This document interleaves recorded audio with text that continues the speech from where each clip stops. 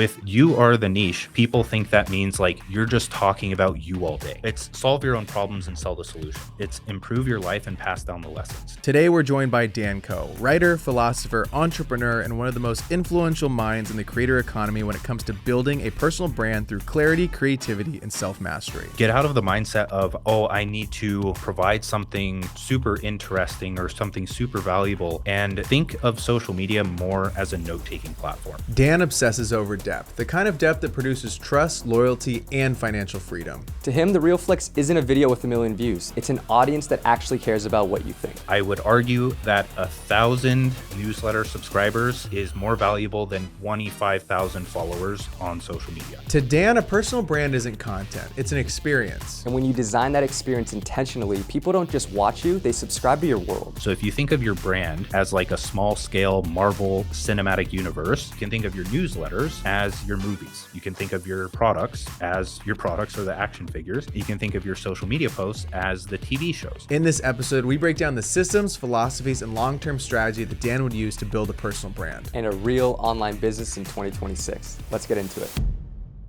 All right, Dan, to start me off, tell me about your life motto, which is work less, earn more, and enjoy life. How did you come to that conclusion, and what does it mean? What does that mean to you? It's a good question. I haven't gotten that one before, which is funny, but it came because it was like the culmination of principles from various books that I read over time. They all seem to converge on those three things, right? Enjoy life is kind of obviously the pillar of that. That's the aim, that's the pursuit, and everything should fall under that. So work less, earn more, are kind of the byproducts of that. So enjoy life is kind of like philosophy in general. How do you live the best life? Work less came from the book Flow. It came from various people I follow online. It came from the book Rest by Alex Sujung Kim Pong. And then, I guess a big theme throughout my entire childhood is like, how do I earn more doing what I want to do? And so the crossover of those three things, that being my motto, or that being, I guess, my guiding light, it shapes a lot of the decisions I make. So working 2, 3, 4 hours a day, or depending on what season of life I'm in, that could go up to 12 hours, it could go up further.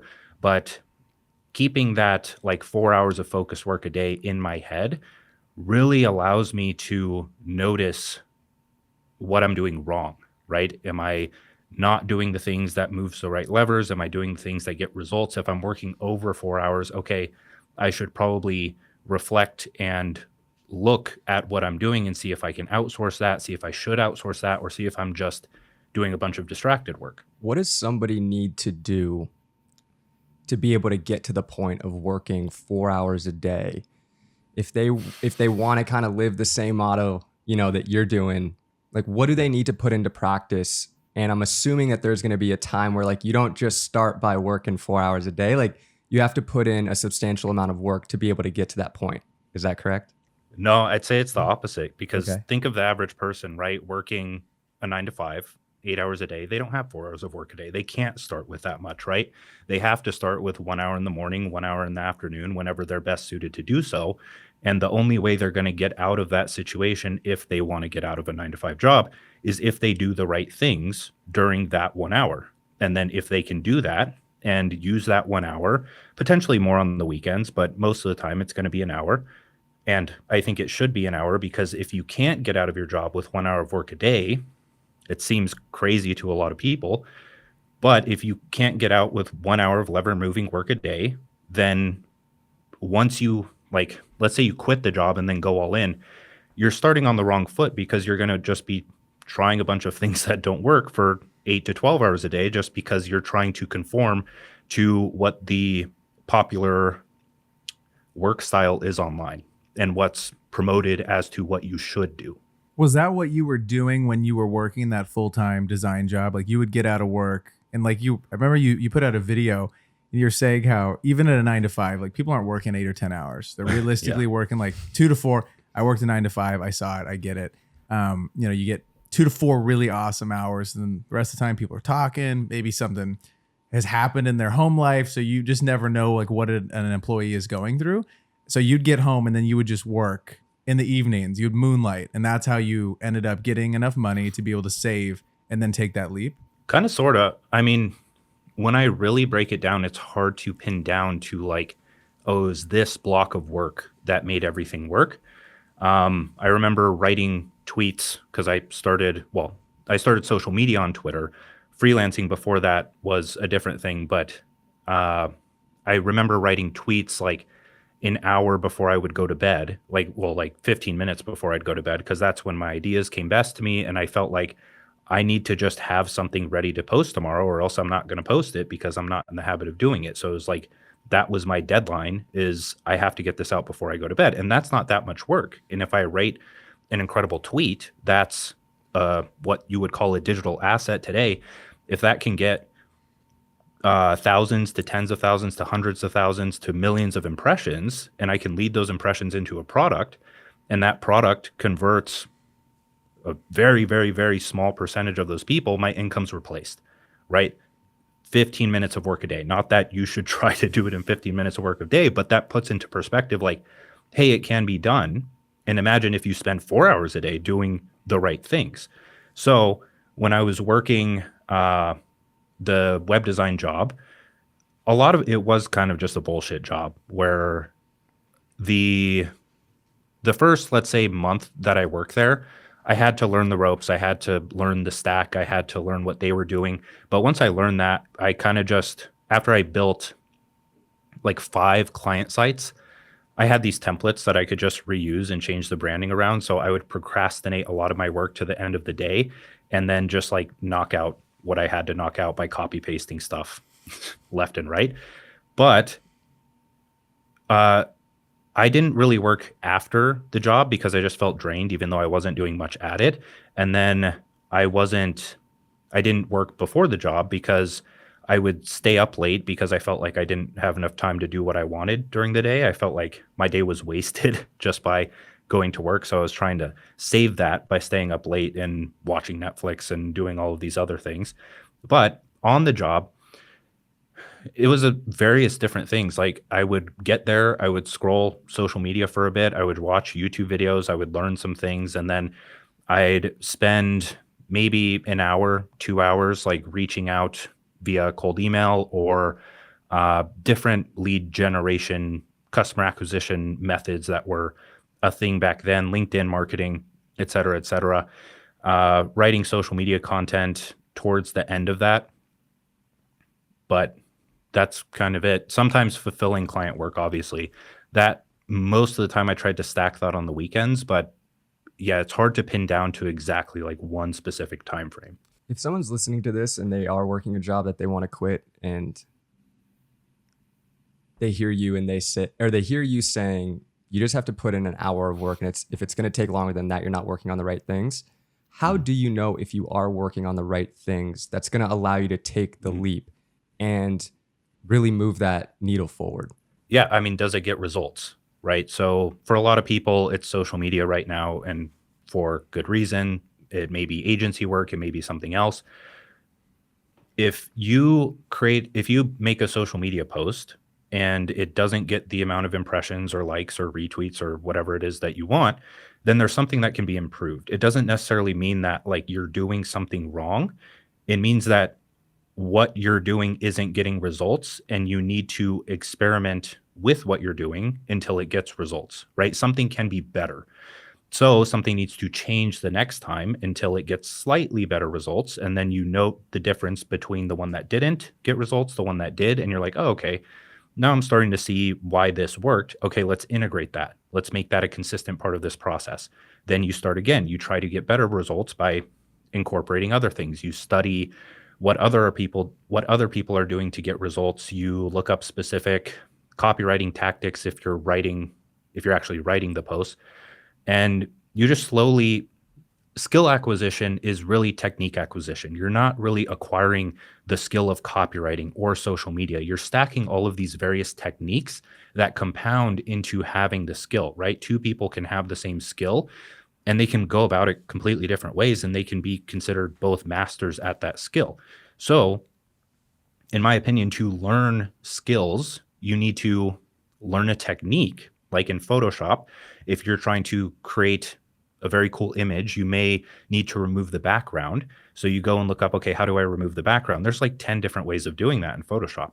So you learn one of them, and then it's like, okay, cool. Now I know how to do this. Now the next step, I need to change the color of the background. Then there's 10 different ways to do that. You learn one, you repeat that process, you have the image that you wanted to create.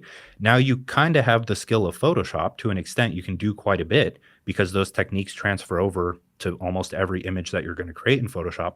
But once you stack like 10, 15, 20 techniques within a specific skill, you can usually start to get really creative and get a lot of results with those things. So if you aren't getting results, or you feel like you aren't making the most of your hour in the morning, just experiment with different techniques until you have that big picture overview that lets you make the tiny adjustments that lead to more results. What if someone has a really solid business right now, but they have no personal brand? So they're making good money with something, and they want to get into this world of social media. What are those first 3 steps? I know you kind of briefly just touched on a few of them, but if you could talk to them, sit them down, what would you tell that person who's trying to make this leap and start posting on content for like 30 days? What's that sprint look like? Yeah. First is... And I'm already selling something, and I'm good at it. Like, someone's good at this thing. Someone's good at the skill. Yeah, they're good. They already have a product. It's doing well. And they're like, I want to actually have an impact now. Maybe it's to drive more sales. Maybe it's to sell a book. I have no idea. That actually changes things a lot, because a lot of people that get into social media want to do something completely different, right? So usually I go down the route of, okay, let's figure out what your content pillars are, right? You look at your search history, look at the books that you've read, look at the things that have impacted your life the most. What are the common interests there? What are the things you would like to talk about? The next step to that is like, okay, how do you make those interests interesting to other people? So the people with the skills and interests that they already want to monetize, or the product that they want to just drive more sales to, how do you make that a very important thing to other people? You need to learn persuasion. The reason the people with a product are already starting at a higher level is because it really narrows down what you need to talk about in order to get more sales or more results, right? The people who don't know what to talk about, they're kind of all over the place experimenting until something potentially works.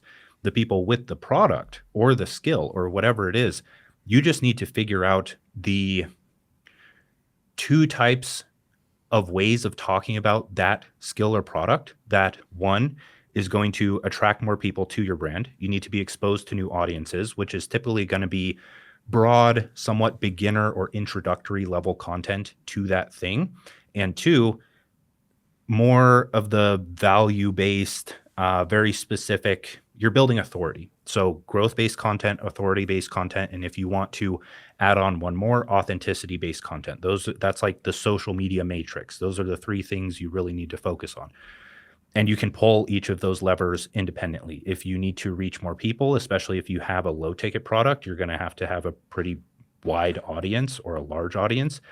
The way you find those growth oriented ideas is just look around at what's already performing, right? This is where you kind of have to let your ego go, because I know you want to do something that's so original. You want to do something that stands out. You have all of these things that you think are important, but the entire market might not think that. So a very practical way I like to go about this is go to YouTube, look at, let's say, 3 accounts in your niche that are just super popular, filter their videos by most popular, and then just jot down, pull out a notebook, take a list of 20 videos that you could replicate. And that goes for any type of content. You don't have to do this on YouTube, but you just look at the title. Okay, that performed really well. Can I write that, or at least spin it off to shape the skill or interest that I'm talking about right now? And then you just write about that idea on social media and do what I mentioned earlier about iterating until you see results with that. And that's the growth aspect. Now, in terms of the authority aspect, you have to be okay with that not getting much engagement, especially at the start, because the sole purpose of that is to convert people to the product you're trying to sell. And that's really where your expertise is going to shine. I like to keep those things to either a newsletter or a free download. And then I can just focus more on growth style content on top of funnel social media. So I'm attracting this broad net of people. I'm writing things that are getting a decent amount of impressions every month.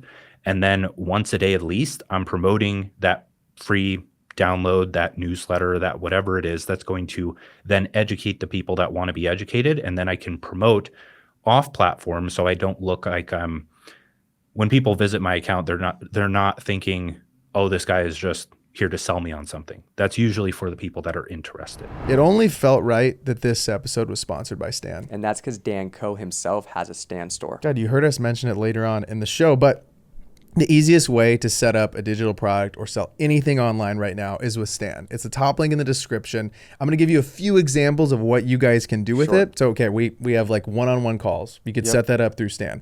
It's a one-click checkout, which is massive. So that means more conversions for you guys. And if some of you guys already have digital products, it actually makes sense to put them on Stan instead of your actual website because of the one-tap checkout. 100%. I mean, it makes life so much easier. There's a lot of very big companies that do the one-tap checkout. It's huge, dude. That is a massive thing that they have going on there. The other thing that I think is massive with Stan, you can host like different links on there. So like on my Instagram link in bio for the pod, right? It's like you could subscribe to our newsletter. You could check out our YouTube channel. You can go check out our digital products, and it all lives kind of in this little ecosystem. It looks nice. It's very pretty. It takes like 5 minutes to make. It's like a menu. The menu. It's like, yo, you like me? Check out everything that I have to offer. God, I got the steak. I got the ribeye. I got the lobster. I got everything. What do you need? The mashed potatoes, the broccoli. You can go get it all. One-tap checkout. One-tap checkout. You go check that out. It's linked down in the description. Let's keep it rolling. Okay, you brought up niche, and I want to ask your opinion about, because you talk a lot about generalization. You say that a lot of people actually talk about specialization, and that's not the right way to go about it.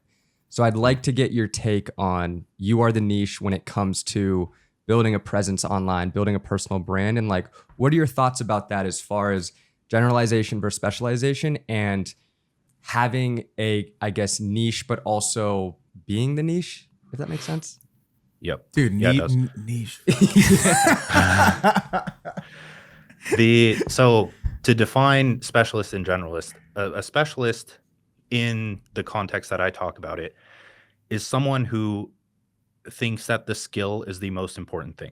So, or the niche, but let's say web design. That's the only thing I'm going to talk about. That's the only thing I'm going to learn. I'm going to become a master at web design. The generalist, on the other hand, focuses on the vision or the goal, and they learn and do anything that is necessary of them to achieve that goal.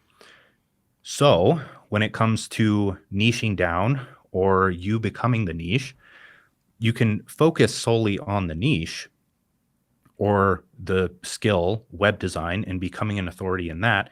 Or you can zoom out a bit and you think, okay, what kind of lifestyle do I want to live? What's my ideal life? Now, what do I have to learn and do in order to get there? And how can I align my brand with that, right? If you think of like Shakespeare, right? He's the one who wrote the quote, a jack of all trades is a master of none.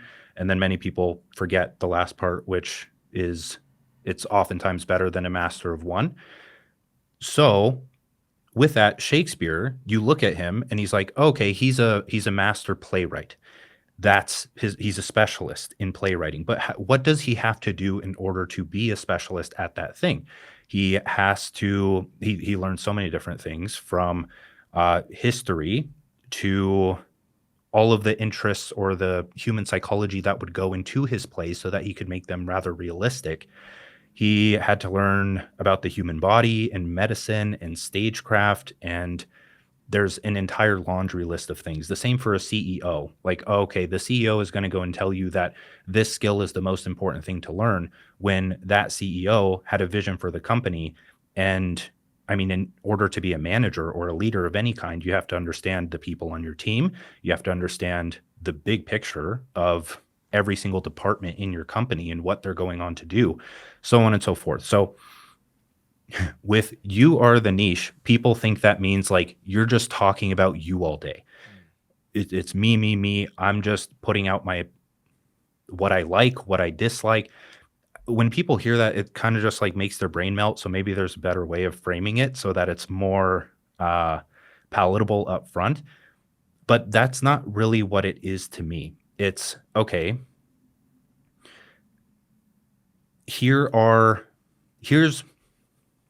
There's a way to put this that's kind of eloquent. It's solve your own problems and sell the solution. It's improve your life and pass down the lessons. It's take the things that are most important in your life or the things that you think are most beneficial to others and teach people about them via social media content, right? If you are selling something like web design or an e-commerce product or whatever it may be, that doesn't mean that you only have to talk about that thing specifically, right? That's not going to make or break your brand if you think clearly about it. You can talk about your personality. You can put out an opinion. You can talk about your fringe interests that you think many people aren't going to care about. And in my opinion, if you do those things correctly, you're only going to build a stronger and more loyal brand, because the best brands have this sense of taste and personality to them. They're not just talking about the one thing that they sell. Is that coherent? Yeah. 100%. I think we had a gal comment on our last video and we were asking someone on the pod this, and they're like, no, I think you should just do the one thing. And I disagree. I think that you should be, we think it's like a T. So you have this one thing that you're deep in, and then you have the other interests, and that's what makes us all unique, right? That's like why someone would follow you over someone else that might talk about the same thing, but they're like, I really like Dan's topic on this, and I also like how he does X, Y, and Z. And she was like, I really want to see like your plant. I've been wondering about it. Like that's what I'm curious about the plant. I'm like, that's so funny that you remember that. We talked about that like a month ago, you know? And it's something that I'm deeply interested in, but it's what separates us from, you know, someone else, or me from someone else. So it's very interesting when you're thinking about what to put out on social. Was that conscious in the very beginning for you? Like when you were starting out, were you like, it needs to be one thing, or were you just really throwing shit at the wall, seeing what stuck, and then going deeper on that? Or was it like, I'm going to really give this a good 100 posts? What was your kind of philosophy in those earlier days? No, this is a good insight. I think I found out pretty quickly, or just thought about it, that if I'm interested in it, someone else can become interested in it, right? People, when they're scrolling social media, they're not just thinking like, oh man, I'm here to learn about this specific skill from this specific person. They're scrolling. They may not know what they're there. It's like the attention lottery, the attention casino, right? They're kind of just there to see what sticks out to them. And if you can get in there and give them something that's valuable or novel that leads in a good direction that isn't like destroying their attention or like planting a virus in their minds or whatever that may be. When I first started, I occasionally talked about web design because I obviously had to in order to fuel my freelancing service and then eventually my web design product. But I would also talk about self-improvement and emotional management and various things around philosophy and just things that I was reading, because when an idea stuck out to me when I was reading something, I'm like, I kind of want to share this because other people can benefit from it. And the other thing there that people may not realize is that if you attract someone from one of your, let's say, self-improvement posts or emotional management posts, that is a person that can probably be led into becoming interested in your main skill or interest, web design, right? Because when you're in the value business or the self-actualization business or the improvement business or just doing something good, you can benefit from anything that's going to help you along that path. And it's up to the individual to filter whether or not they actually need to take on that thing. Like a person who is already deep in business and I start talking about web design, they're probably not going to care about that, but they may care about the self-improvement or philosophy content, and they may follow me because of that. And when I need something, or even them just knowing that I'm a web designer, they're going to refer me more people potentially because they like who I am and what I do. So me only talking about web design would close me off to that type of person, which may in turn reduce how much business I get. What would you tell someone who feels like they don't really have anything interesting to talk about? Because I've watched videos of you talk about this. You're like, you have a full 18 to 36 years of lived experience, and like you got to bring that into your content. So what, like, if you could talk to somebody right now who's feeling like, all right, I'm interested in this thing, but I don't feel like I'm interesting enough to like share my opinions online or stuff like that. Like, what would you say to them to be able to get to the place of feeling confident enough to bring their personality through online? Yeah, I think you're underselling yourself. You have a very unique experience. Like if you really think back and just think through how you interpret the world, when you study psychology deeply, you really start to realize this, that how you perceive any situation is completely different from how someone else is going to perceive it.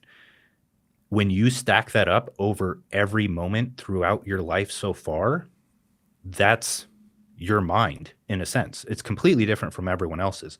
So I would get out of the mindset of, oh, I need to provide something super interesting or something super valuable, and think of social media more as a note-taking platform.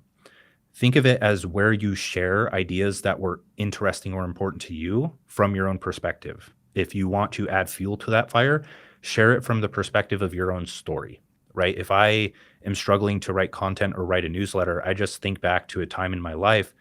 Well, one, I get an idea that I want to write about, but if it's not as potent yet, then I think back, okay, where would this have come into play in my life? And then if I can integrate my own story into explaining that idea, then it gains a completely new dimension. It gains the relatability dimension and the novel value dimension, and people can still benefit from it. Another thing to think about here is, how many times have you seen the same idea over and over again without even really realizing it, right? I love consuming fitness content. Fitness has been a big part of my life for the longest time.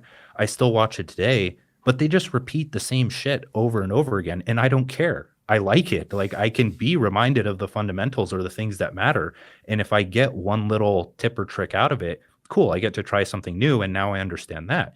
It's the same with anything, right? You listen to a specific artist because of their sound, their specific way of making it. You listen to a song and you can instantly tell it's from that person, but it's the same sound. Like, you know, it's them. You're just listening to it because you like it. It can be the same thing with a personal brand or creating content. You have this unique tone that you need to pull out of yourself, and you will craft it over time just through practice. But that's why people follow you. It's like you're giving out good, valuable ideas from your own perspective. That's really it. I mean, you think about like Sam Sulek. He's going to do bench, Yeah. dude. It's the same shit. I've watched it 1,000 times, and I watched this dude do a 35-minute video while I'm like eating lunch. I'm like, let's go, Sam. You're driving to the gym. I also drive to the gym. You're hitting bench. Like, man, it's so relatable. God, so relatable. We're kind of the same in stature, you know. It's like very embodying to like just kind of see that. You feel like you're looking in a mirror. Yeah, I'm just like kind of like, I wake up and I'm like, oh, it's me and Sam right there going to the gym together. Yeah.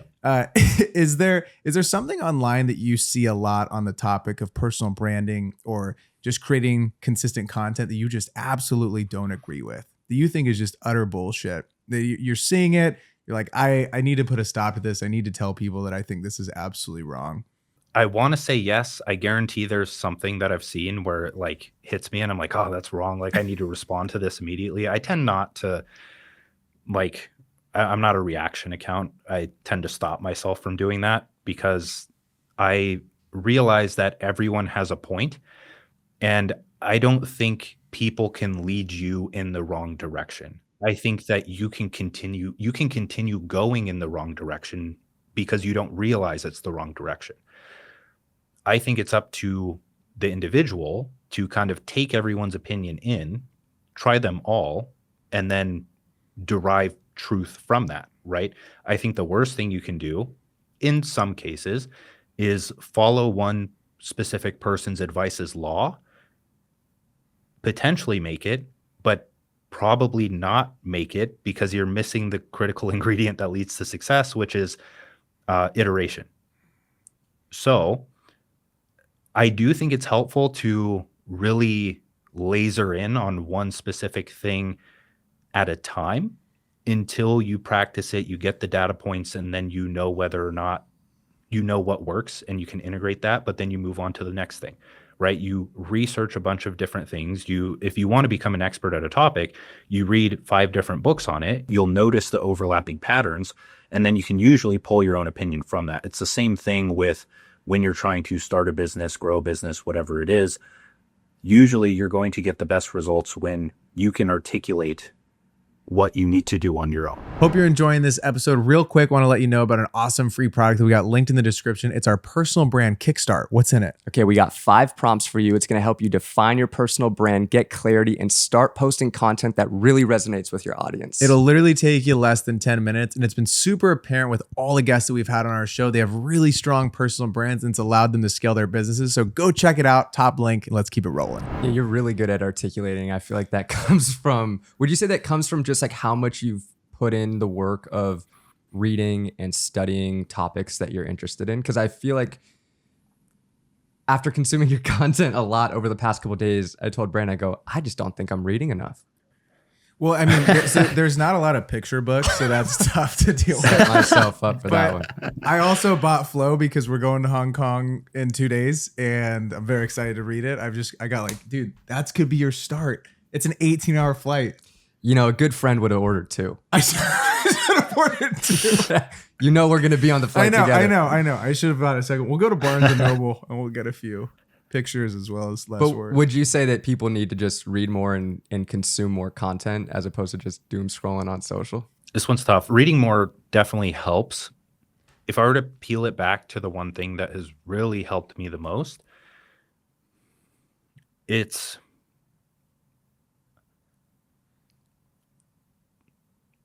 getting through, or it's fully understanding one idea before I move on to the next.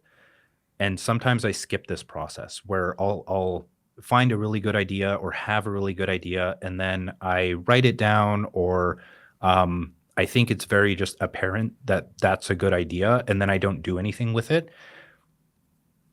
With ideas that I'm really obsessed with, like the main idea from Flow or the books that I've read, I'll tend to like tell people about it. I'll tell my fiance will ask me like, oh, what did you learn from the book? And then me trying to articulate it in my own words, I'll struggle to, but I can usually get it out, and that just like locks so much of it in my brain. After I do that, that's when I take to writing. So a very easy step is trying to turn that into a post for social media. That's kind of what I mean when I say social media is a note-taking platform, is like, how do I write this in a way that I understood it, that it was very impactful to me? The next step is like fleshing it out in the form of a newsletter, because then you really have to understand it, and you have to research opposing viewpoints. You have to research supporting points, maybe stories, statistics, other things of that nature. And then that further locks the idea into your head. Now, doing that over 5 years, extremely helpful because you repeat those ideas quite a bit. One thing I hear with my content, and some people mean it as like a jab, is like, oh, I've watched all of your content. You just sound like you're repeating yourself. And it's like, I don't really have other ideas that I see more important than these.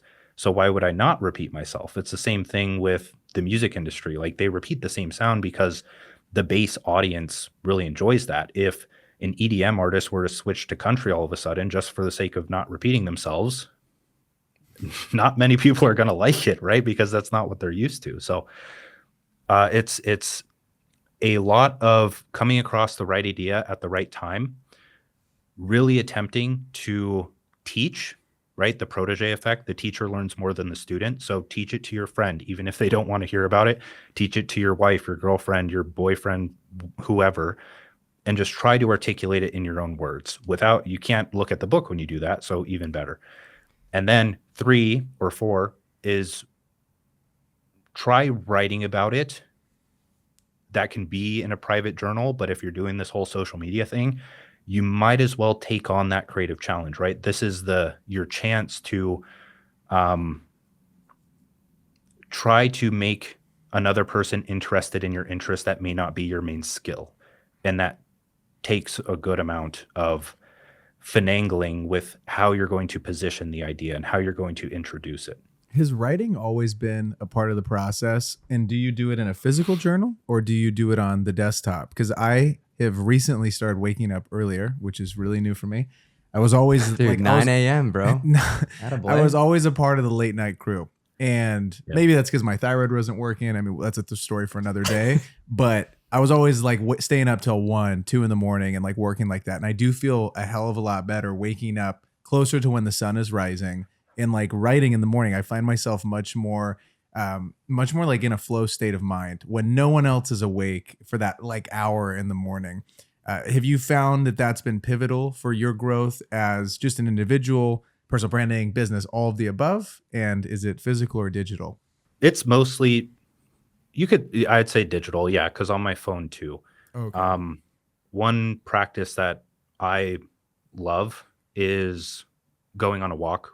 Obviously, I talk about that a lot, but when you do go on a walk, try to jot down an idea like right as you do it, because then that gets the water flowing, that like unclogs the faucet, and then more ideas just come to mind related to that one. And then that's like my style of journaling, I guess you could say, but then that transfers over into content pretty easily. The writing process in my eyes is like, I just take ideas anytime, anywhere. It's kind of a habit to write them down, and you do have to get into that habit. If you have an idea, force yourself to write it down. And then in the morning, especially since I'm a writing-based creator, mostly it's kind of my job, I sit down and then I look at all of the ideas that I've accumulated, and then I try to create something with those. I'll take one idea, turn it into a social media post. I'll be like, oh, this one's really good. Let's draft an outline for a newsletter next week, so on and so forth. And then I'll spend a bit more time fleshing out the newsletter I have for that week. So it's mostly digital. I consider the type of writing that I do also to be journaling because a lot of my personal experiences are in it. So it's kind of like a holistic style of writing. I want to go back to what you were saying earlier about repeating yourself. And I think early on, when I got into creating content, I always felt like I had to have a brand new idea or like you couldn't say the same thing again. And I feel like a lot of people probably have that same mindset of like, I can't say the same shit. I have to say something new every single time. But that's not actually the case. You just kind of like you say the same few things, but you repackage them. And I want to get your opinion about how you go about repackaging your ideas, saying the same thing over and over and being like constant with your like ideologies and what you're saying on social, but just repackaging them slightly as you continue to post more content. Yeah.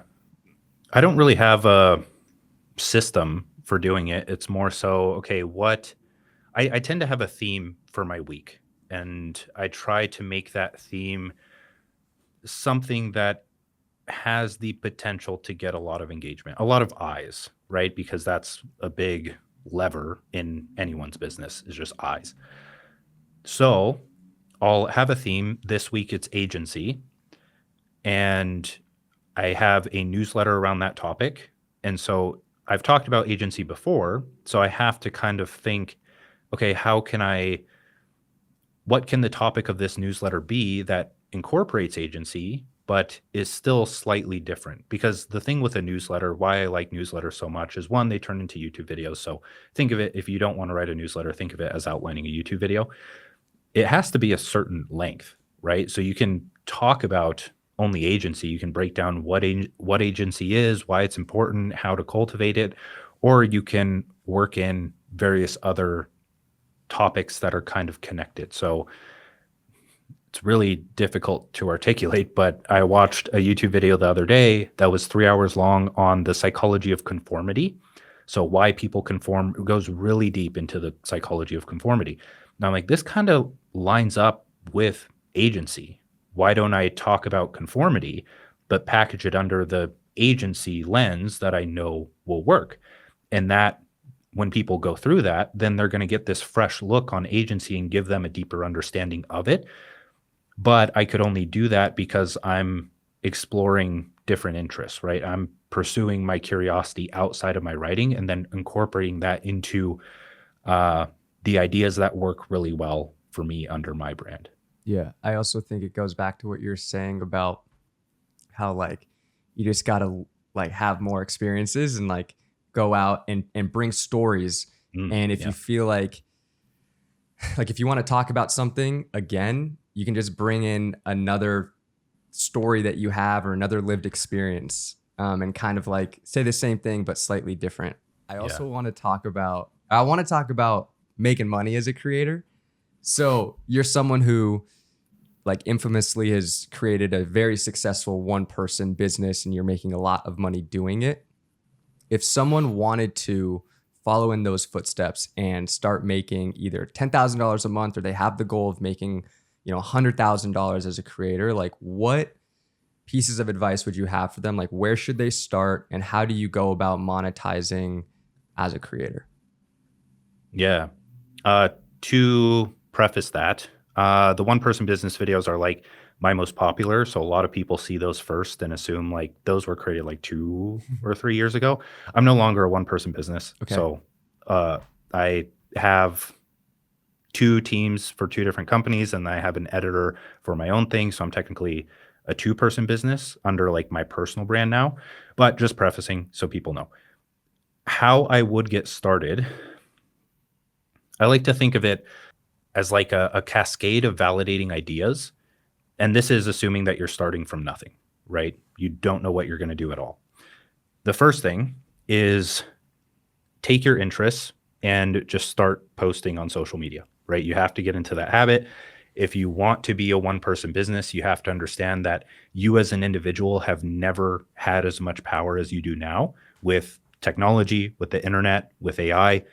You can actually build a business as one person, right? You can reach millions of people. You can create some kind of a product that can serve millions of people. That's incredible.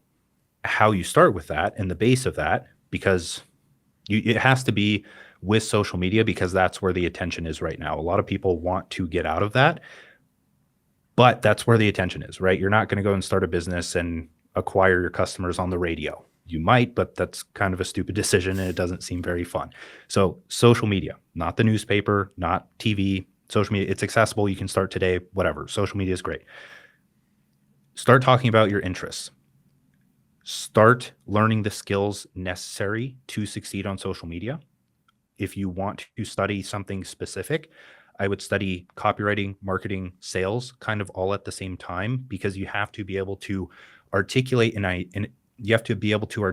idea in a way that another person is going to be attracted to, right? You're not trying to sell people on a product here. You're trying to sell people on the idea, and the conversion is them clicking follow or clicking like or clicking retweet. So that's kind of what you're optimizing for when creating on social media. Now, after a month, 2 months, 3 months of doing this, you should have a base amount of followers. And from there, you can look back and see, okay, which of my ideas were best? Which ones did I enjoy writing about? Which ones could I see turning into a product or service? Then from there, you take it and you turn it into some kind of high leverage business. For most people with a small following, I would say that that's a high ticket service. It's just common. So an agency or freelancing or coaching, even though that has a bad rap nowadays to other coaches, not really consumers. Consumers still love signing up for coaching. So one big trap there, don't get too wrapped up in what other people are in your industry are saying. Just focus on value for your audience and you'll go a long way. So some kind of high ticket service, because if you only have a certain amount of followers, selling a $50 product isn't going to take you that far unless you're extremely good at generating traffic, right? If you're getting millions upon millions of views, go low ticket product and just sell the crap out of it and you'll make a lot of money. If you are growing at a decent pace, then you're going to have to probably do some manual outreach. You're going to have to get more strategic with your promotions, and you're going to have to sell at $1,000 to $5,000 for what it is that you're selling, because it's you land one customer and you're close to replacing the average salary, right? The average US salary. That's crazy.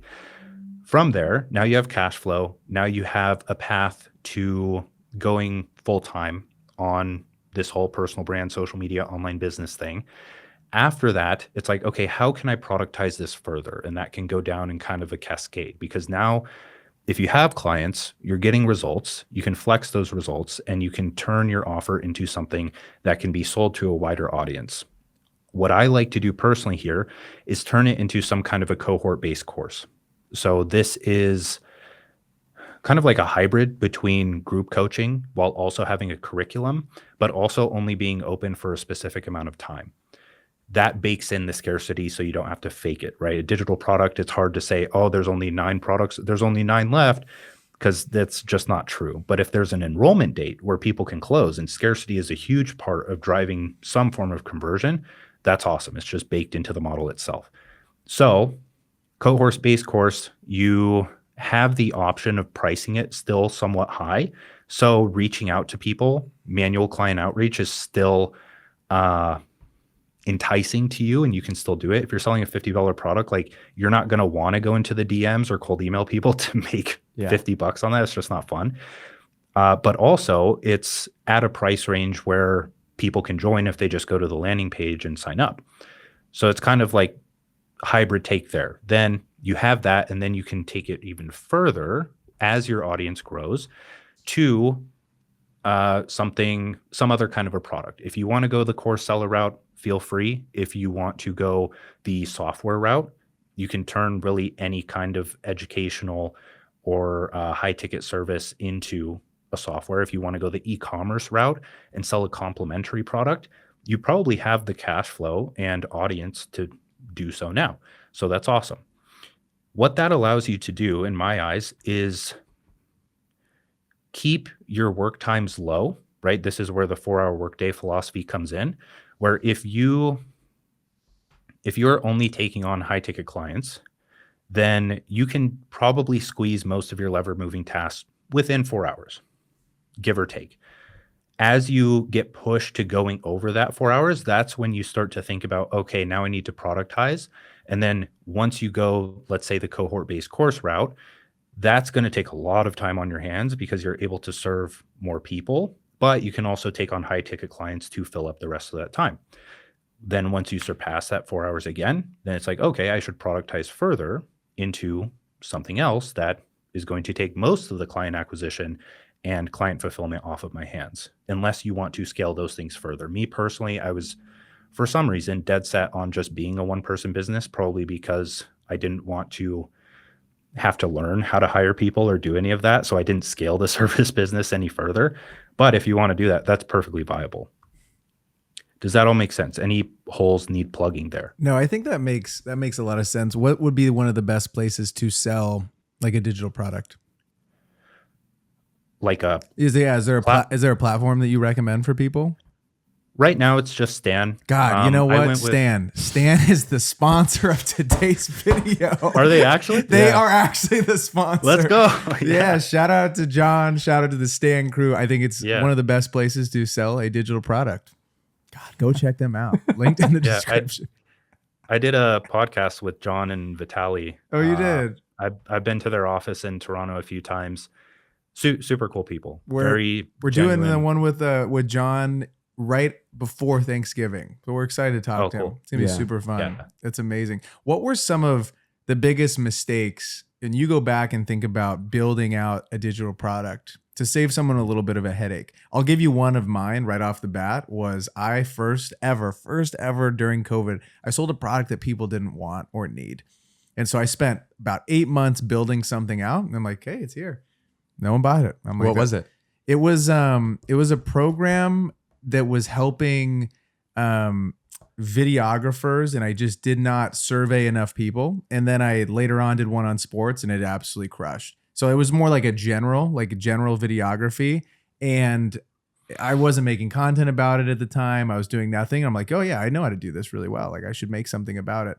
And it sold like 10 or 20. And I'm like, this is not it. And I probably could have kept going with it and done really well, but I niched it down to sports, and it absolutely crushed. But that's Yeah. So if you're thinking about building a product, you should survey people first. That'll be my one takeaway and piece of advice. But I'll let you go. Mine would be pre-orders. Ooh. Where I would say depends how long you take to create the product, right? If it's like a big thing, you're going to have a lot of videos in there. You're going to edit the videos like you would a YouTube video. It's going to take a bit more time. For actually, I would say do this. Start with just an ebook and then expand it. So here's kind of the process. You're going to start with an ebook. That should take no longer than a month, right? You're not writing a full book. It's not going to be crazy edited. Just start with the ebook. A month out, just give yourself a month. Don't start writing it yet. Set a specific date a month out. You're going to build the landing page first and write the copy for it first. That way you can kind of craft how compelling or persuading it is and what's going to be inside up front. The landing page is like a persuasive summary of what it is that you're selling. Then what you need to focus on is fulfilling on that landing page. Throughout that month, you're going to practice promoting.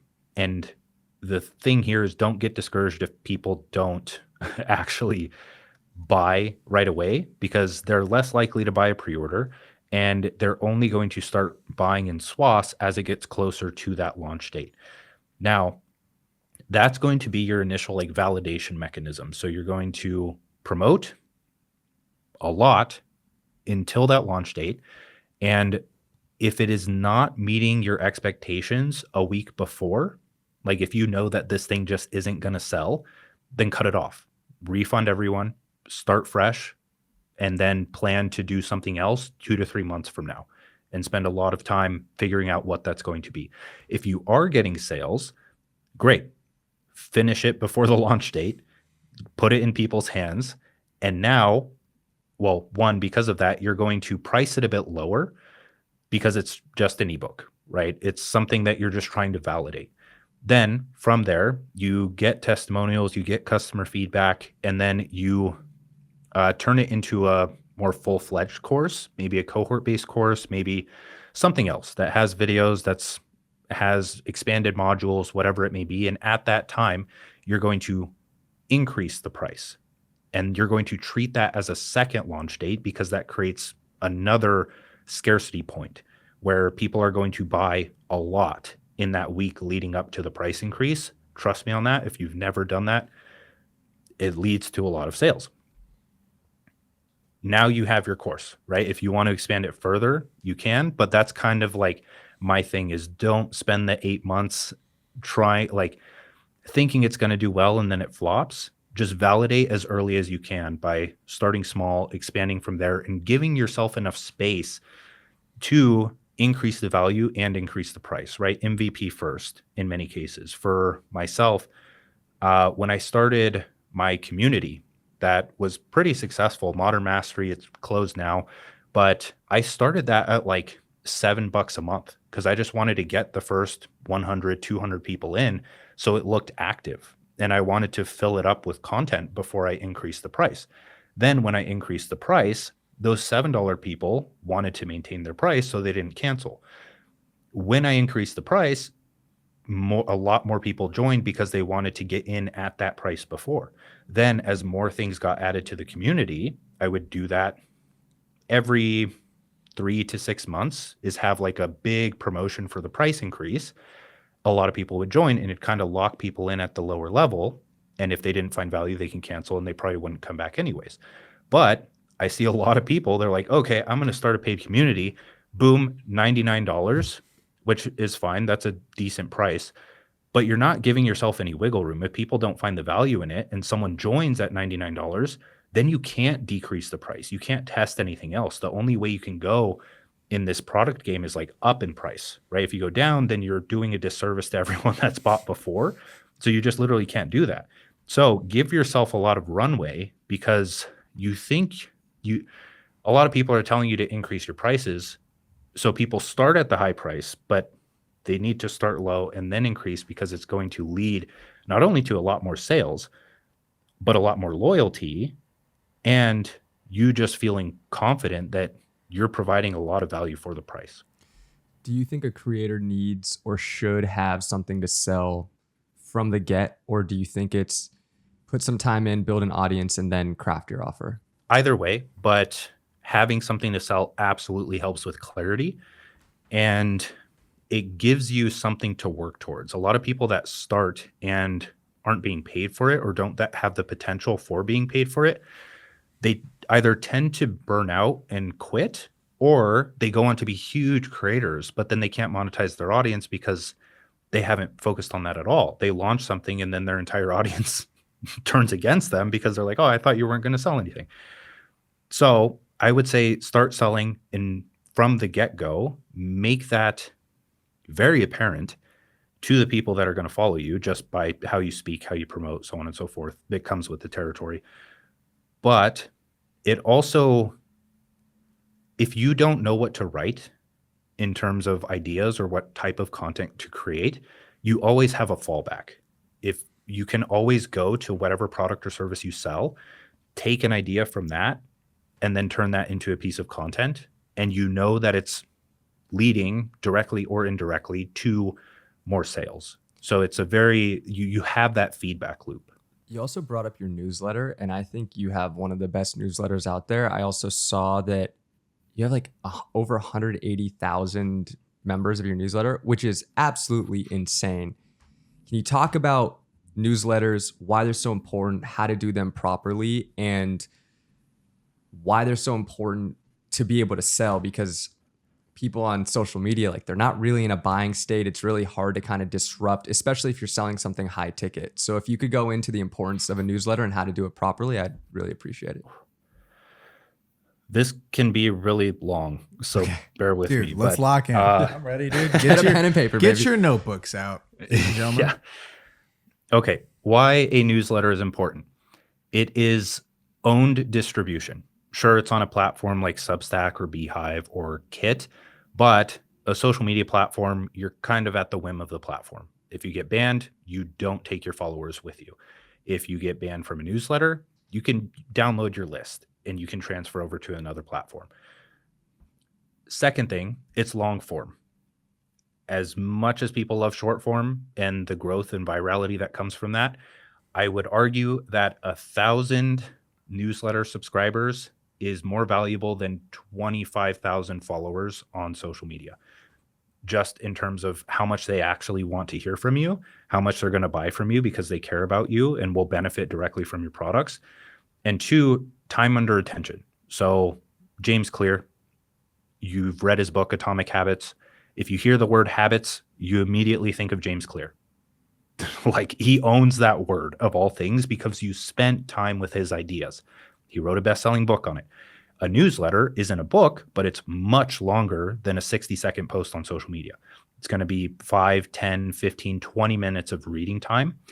And the more newsletters you have, the more times people spend with you, and the more people are likely to, for your ideas to pop up in their head as they're going about life. And the more likely they are to trust you, which is going to be a big factor when AI starts coming even more into play, and they're going to buy from you. In terms of how to build the newsletter, I think I have a unique take on this. This ties in with sales funnels and everything else. My entire sales funnel is my newsletter. I see it as more of a content ecosystem and you building a world of ideas and topics for people to explore. So if you think of your brand as like a small scale Marvel cinematic universe, Marvel has the Avengers, it has all the different comic books, it has movies. Then it has action figures, which are the products. And it has various lore and other spin-off TV shows here and there. So you can think of your newsletters as your movies. You can think of your products as your products or the action figures. You can think of your social media posts as the TV shows. With that, that gives people so much to binge watch. They have something to go to after the fact. With a traditional sales funnel, not that the purpose of it is education, it's sales, but education leads to sales. So if I just give people this entire library of content that I build over time, takes time, then I'm much more likely to gain a lot of their trust. So that's the first thing, is it takes a lot of time and effort to build, but one newsletter, one YouTube video can be perfectly fine. The newsletter is like my highest priority. So I spend about an hour in the morning on that, and then the other hours like on social media content and putting that on all different platforms. But the newsletter gets turned into the outline for my YouTube script. So when I film YouTube videos, I just have the newsletter pulled up. I read a sentence, I read the section, and then I try to articulate it to the camera. And for certain ideas that I don't want to mess up, I just read it off the script, and we put a text screen or B-roll over that. Makes the editing process super simple. That also gets posted as a podcast. So if you're wondering if people will care about that, it being the same content, refer back to us talking about repeating yourself. People just like consuming in different mediums. And a lot of people are only going to consume in one medium. So it's great. Where that comes into play with being a sales funnel is that in my newsletter, it's kind of like a process for me to link my offers, usually just 2 links. So if I have a digital product, I'll include that in the middle. If I have, let's say, a service or freelancing service, I'll link that at the bottom. It doesn't really matter where, it's wherever you can tie it in. So if I have a section that has anything to do with writing, then I'm going to link to our writer, right? And that just naturally follows into the YouTube videos, because when I look at the script, then I just say that to the camera and the link's in the description. So now I have 2 points where people are potentially going to pay me for what I do. Now, in order to grow the newsletter, a lot of people go the lead magnet route, which is great. But if your newsletters are really valuable, each one of them are a lead magnet. So now you have 2 things. You have the newsletter as a lead magnet if it's valuable, and 2, you have your offers promoted in there. So it's kind of like a indirect sales page. On social media, I've gotten bad at this recently, but in my prime, you post the newsletter once a day under a social media post. So I have this reminder in my calendar. It's at like 9 a.m. where I'll go to my Substack. First, I'll look at the social media posts I had for that day. Let's say one is on the topic of focus. It's like, okay, I've written a bunch of newsletters on focus. Let's go find one. Go to my Substack, scroll down, find one about focus, reply to that tweet and be like, if you want to read more, go here, link it, boom. They connect to one another. People go to that, people read it. They're very likely to subscribe if they liked it. So that's how I gain newsletter subscribers. And they see my products or service. So they're somewhat likely to buy as well. And since they're on the newsletter now, they're going to get the other ones, and they're going to be quote unquote remarketed to, because my products or services are going to be in there. So now for my entire sales funnel, all I really have to do is stay consistent with content. I have to post on short form social media. I have to write my newsletter once a week. I have to create the YouTube video and link everything in the description from products to newsletters. And then once a day, I need to paste a relevant newsletter to the topic I was talking about on social media that week. And that's kind of it. I love it. I love it. Selfishly, what platform are you using for the newsletter? Is it Substack? And it's free, correct? Yeah, Substack. And can you do the tagging and whatnot? Like if you had a list that was like, oh, someone got in from over here, can you do that or no? No, I can't do that. No, that's the unfortunate thing. And that's why I put it off for so long, because Substack seems great, right? They have the social media aspect now, and I started on Twitter, so I'm good at writing the short form written posts. So those get a decent amount of engagement for me, and it's a way to grow your newsletter. But they don't allow the automations. They don't allow the tagging. I would go with Beehive if you want to do that. But for my quote unquote content ecosystem, since I'm not really focused on the automations, it's more so what I just went over, then yeah, it makes a lot of sense for me. Yeah, I feel like you're at a benefit though, being a writer, like, because your newsletters are long. And I feel like most people, there's people that are doing it shitty. Like they just get your email and like every time their newsletter, it's just like, hey, buy it. A couple sentences and then they fucking link it. They're not actually providing any value. But I think if you really do take the extra time and effort to think of the newsletter as like a separate piece of content that you can then repurpose into other pieces of content, but like the fact that it's your highest priority, like it allows you to repurpose that content and have it be an actual piece of content as opposed to just like, I'm getting another fucking email from so-and-so trying to sell me something. Mm-hmm. Yeah. Yeah. People look forward to it. But you can't force it to be long. It's really hard to force it to be long. Like when I'm outlining it, sometimes it'll be 2,000 words, which is still long for a newsletter. Sometimes it'll be like 5,000, 6,000, just because like I have a lot to write about that thing. Like ideas just start coming to mind, and like I'm not going to stop myself from writing about it if it just comes out. So the magic of newsletters is in the outline. Absolutely. It's one, the topic or title, same with YouTube, but also writing an outline at the start of the week, right? I usually don't just go straight into writing the actual newsletter, like stream of consciousness. I'll outline 5 bullet points. And then as I go on my walks, as I listen to other things, that kind of becomes a magnet for ideas, where I don't know if you've experienced this. It's kind of just how the brain works.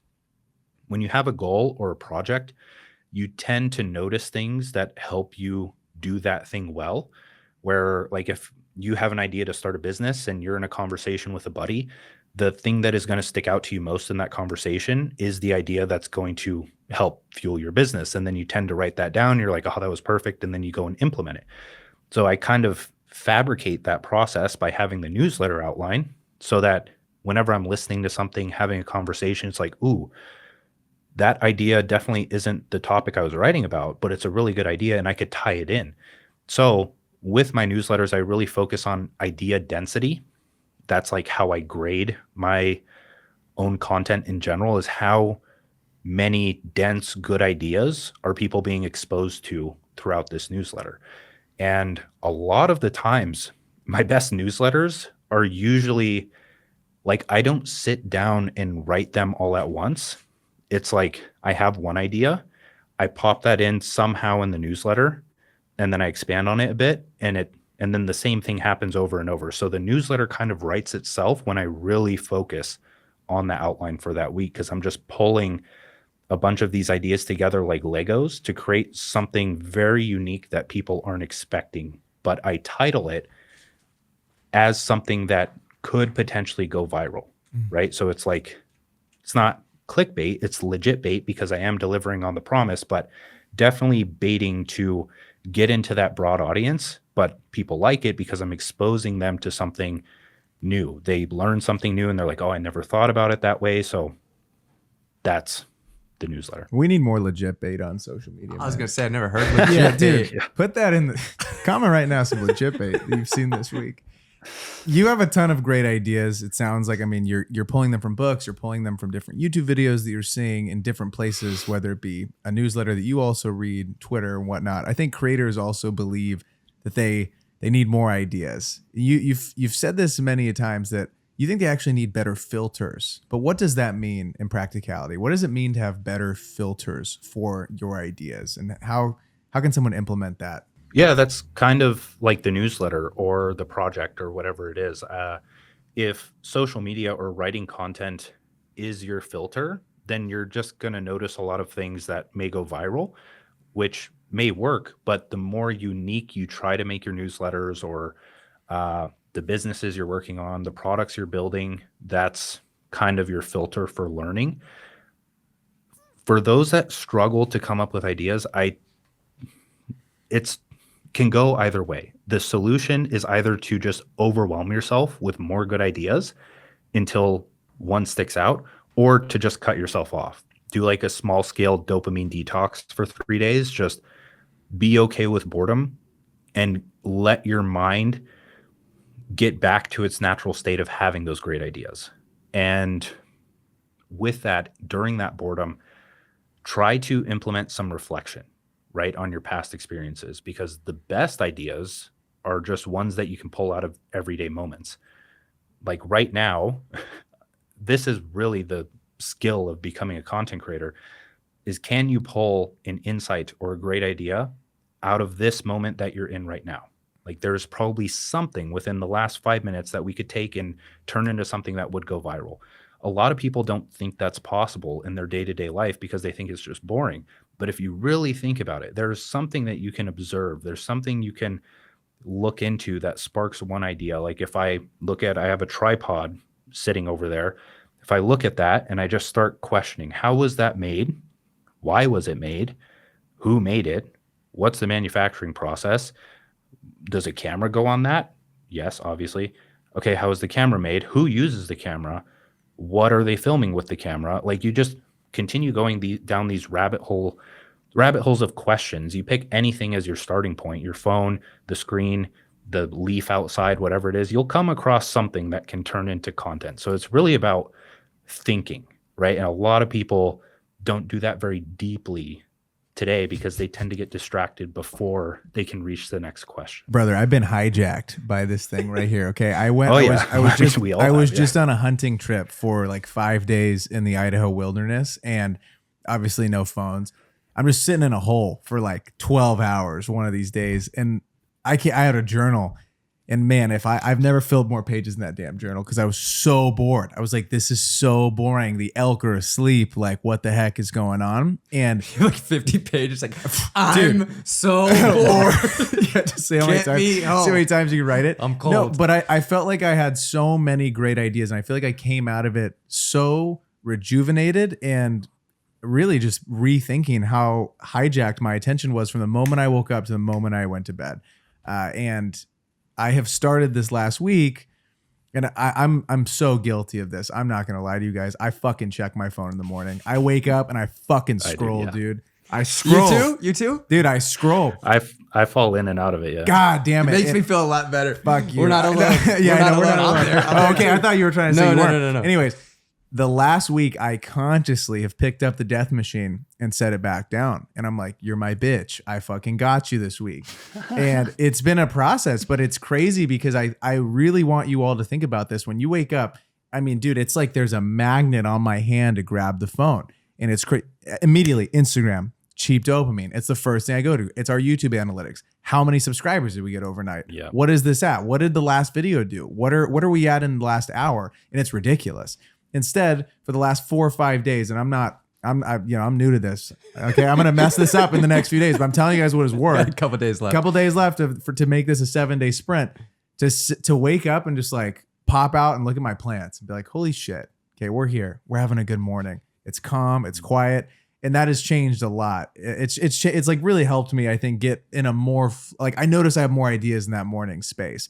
You mentioned though something I want to go back to about virality, and you're talking about how you're thinking about these different topics, and you can look at it and you ask all these different questions. What is something that you've noticed about the content that does go viral? I've studied your posts over the last month as we were thinking about even having this conversation, and I've pulled a lot of your outliers. And it's very interesting to me what does stick out for those posts that end up getting 500,000+ views on YouTube. What do you notice about them that you can tell our listeners today that they can pull into the things that they're doing? Because it's a skill, man, and it's possible. Like someone we were chatting about the other day is like, you can't promise virality. And I'm like, I think a guy named Jimmy, Mr. Beast, can promise virality. You know, I think there's certain people, Ryan Trahan, it's like there's something there inherently that makes us want to keep watching and gets these 1 million+ people to be interested in the topic. I think there's plenty of people that we can all pull, but I'm curious what your thoughts are. Yeah, I've actually mapped these down. I'm pulling something up. Okay. Yeah, I wrote a newsletter on this. I wish I could just articulate them off the top of my head. I call it the value equation, right? It's like whenever I don't know what to write about, I'll tend to I'll have an idea and I'll try to break it down into like these different categories. So the first 3 is problem. So I mean, if you've studied copywriting, you know, like the big problem, that's what you start with. That's very attention grabbing. That all of these are attention grabbing. So problem, what is the big problem? Why does it relate to other people? Take the idea you have, even if it's weird or something esoteric or very like poetic, ground that in a relatable problem. That's a great way to start any newsletter, any piece of content is just start with the problem. Goal, obviously the opposite of that. What's the desired outcome? People love desired outcomes. Process. So from problem to goal, what are the steps that people can take? The more unique those are, the more you actually think them through. Like, think of the goal. How do you start a business? Okay, that's an overdone topic.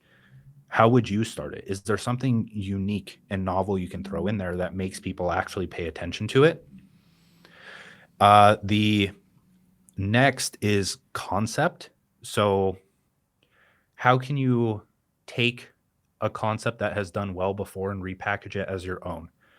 The one-person business is a concept, right? The solopreneur, freelancer, whatever, the company of one, you take the one-person business and it gives people this new way of thinking about something that's been talked about millions of times before, right? And just reframing and giving people a positioning an idea so that you can teach it well. Proof, social proof, obviously that's pretty sticky. Risk reversal, so how to start a business without working 12 hours a day. It's like the risk of working 12 hours a day, you reverse that. Pain points, similar with problem, benefits, similar with goal, and then level of awareness. So in marketing, there's unaware, problem aware, solution aware, product aware, very aware. And you on social media, you usually have to target between 1 and 3. So between unaware and solution aware. So I usually incorporate a lot of problems or pain points to make them aware of a problem.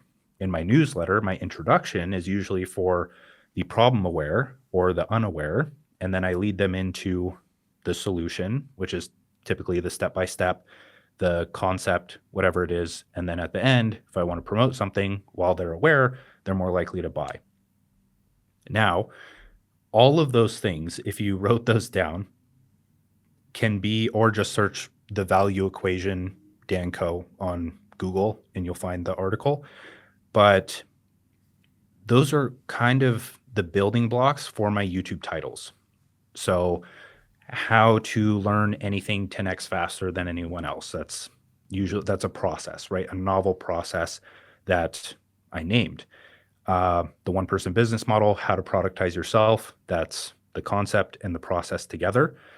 There's a few others, but if you look through really any YouTube video, you'll tend to see that it's a mixture of those things strung together into some kind of narrative. Was there something in your journey, whether it's a system that you implemented into your content creating process or a framework that you implemented that really made the difference for you as a creator and allowing you to monetize your work and your writing? Like, is there something that you implemented that was like, holy shit, this is a huge needle mover and it really made a big difference? It was the newsletter, not to sound like a broken record, but like the content ecosystem of like, the newsletter I can post to YouTube. Like that can just be the script. I'm overcomplicating this too much. I think people won't like it because it's the same content. But if I were to read a newsletter and watch a YouTube video on it, I could choose between either, or I could read both, and repetition is very helpful with learning. So why wouldn't I do both, right? It's a different style, learning mechanism. But that gave me like the oomph to write a newsletter consistently, which a lot of people don't do because they think it's kind of useless or only so many people are going to see it, or it's only going to go out once. But if you use the content ecosystem and you link it under your content every day, then a lot of people are going to see the older newsletters. And since it turns into a YouTube video, you're more likely to put a lot of time and effort into the newsletter. So it's just this circular thing. And I guess the big thing there is that long form is so much more fun and meaningful to create, be it a podcast like this or a newsletter or a YouTube video. You feel like you're actually helping people, but then the rewards you get from that in terms of trust, money, anything else, brand deals, whatever you want to do, it's just so much more. So if you can kind of create this weekly system that not only incentivizes you to write the newsletter, post the YouTube video, but it makes it fun, then that's like the big insight, is really focus on how to integrate long form into your workflow, especially if you started on social media and kind of got stuck in that like reels, likes, followers trap. It's something that I think that's something that a lot of people get stuck in, is that cheap dopamine hit, man. Like I was explaining that. Oh. I was explaining it a little bit earlier. It's a tough little game to break out of. Yeah. So I have like big hopes for what I'm working on right now. But if I were still a solo business, or if I really wanted to give myself a challenge, I feel like a lot of people sleep on writing. But then you look at Justin Welsh, makes more than enough money only by writing. Doesn't create YouTube videos. He's been on like a few podcasts, only newsletter, only Twitter, only LinkedIn. That's it. And he's doing great. A lot of people think that they have to create the reels, they have to create the YouTube shorts. That's the editing alone on that can get very time sucking. You can just write and you can build an incredible business just based on the writing. Like if I wanted to put myself up to the challenge, just stop posting on YouTube, don't post reels, only post written content across all platforms. I definitely wouldn't go to zero. Would it be as effective? Maybe, maybe not, but I could still build something great. The most viewed 505 podcast is by someone who doesn't do any social content and just writes. Seth Godin, master of marketing. Oh, yeah. And I remember during the pod, we were like asking him about that. He goes, I don't need to be on Instagram or on this. And it's really interesting because after we were chatting about it, I was like, yeah, but Seth isn't of this. He's not like, he's not a younger guy like us. But I'm like, dude, well, it kind of shows we have the most viewed podcast ever by far. It's like 140 something thousand. And it's amazing because he's right. He doesn't need to. And he's like, my ideas and what I do just needs to be remarkable. He's like, I don't need to sit and think about something that's cheap and small. I can spend a year writing a book and put out amazing thoughts that I think will actually change someone's life. And I can put my focus into that. And I think I'll be really successful. And I was like, I mean, we were debating it after. I know. I still am debating it. I mean, I know. I think this is the quickest way to see success for your ideas to manifest into whatever it is that you want. When it comes to your writing, are you using AI to like help you flesh out your ideas in any way? Are you going on a walk, you're writing down some new ideas? Are you talking to ChatGPT or Claude to help you flesh out those newsletters? Or are you just fucking old school being like, I'm a writer, I'm going to spend an hour writing this myself? Are you using AI in any way, shape, or form to like help you with your newsletters? Yes, it really depends. Where it depends on the requirements of the newsletter. So if I need to research a good amount, then I usually tend to use AI now because it's just so much easier and I can get what I need to get a lot faster because I can prompt it specifically as to what I want. In terms of idea generation or writing, I have tried. I've never posted anything that is written by AI, but I've tried to get it to replicate my writing. It's never gotten exactly where I want it to be, but that taught me a lot about how to use AI in general. In terms of idea generation, I have created various thought partner prompts that I create in a way that questions me in the right direction, right? It doesn't give me the idea. It makes me come up with it on my own. Now, in terms of social media posts, something that I find very helpful is I've taken the patterns of all of my best social media posts. I put them into this huge mega prompt. And now whenever I create a newsletter, I pop it into that and it generates like 5 outlines, they're called, but the outlines have kind of everything I went over in that value equation list, but with a few other things like the core paradox, the key quotes. It has the big problem, goals, pain points, so on and so forth. So it's less about actually writing for me. It's giving me the like creative building blocks to have my own idea. So that's kind of my frame, is I want it to prompt me to have my own, but I have definitely felt the effects of like relying on that too much. And so once I noticed that, like right now, it's just pure writing because I feel like I have to get back to just being able to generate stuff myself. I don't know if that's because of AI or because like a stressful period in my life or something else that could cause that. But either way, when that happens, I tend to just like peel back, go back to the Neanderthalic basics. And do you feel like a lot of people are relying too heavily nowadays with AI? Like it is so easy to type out an idea that you have and it could fucking write a full newsletter or a full script. And I feel like it's made people really lazy. It's really fucking cool. Like it's insane to see what something like chat can give you and produce.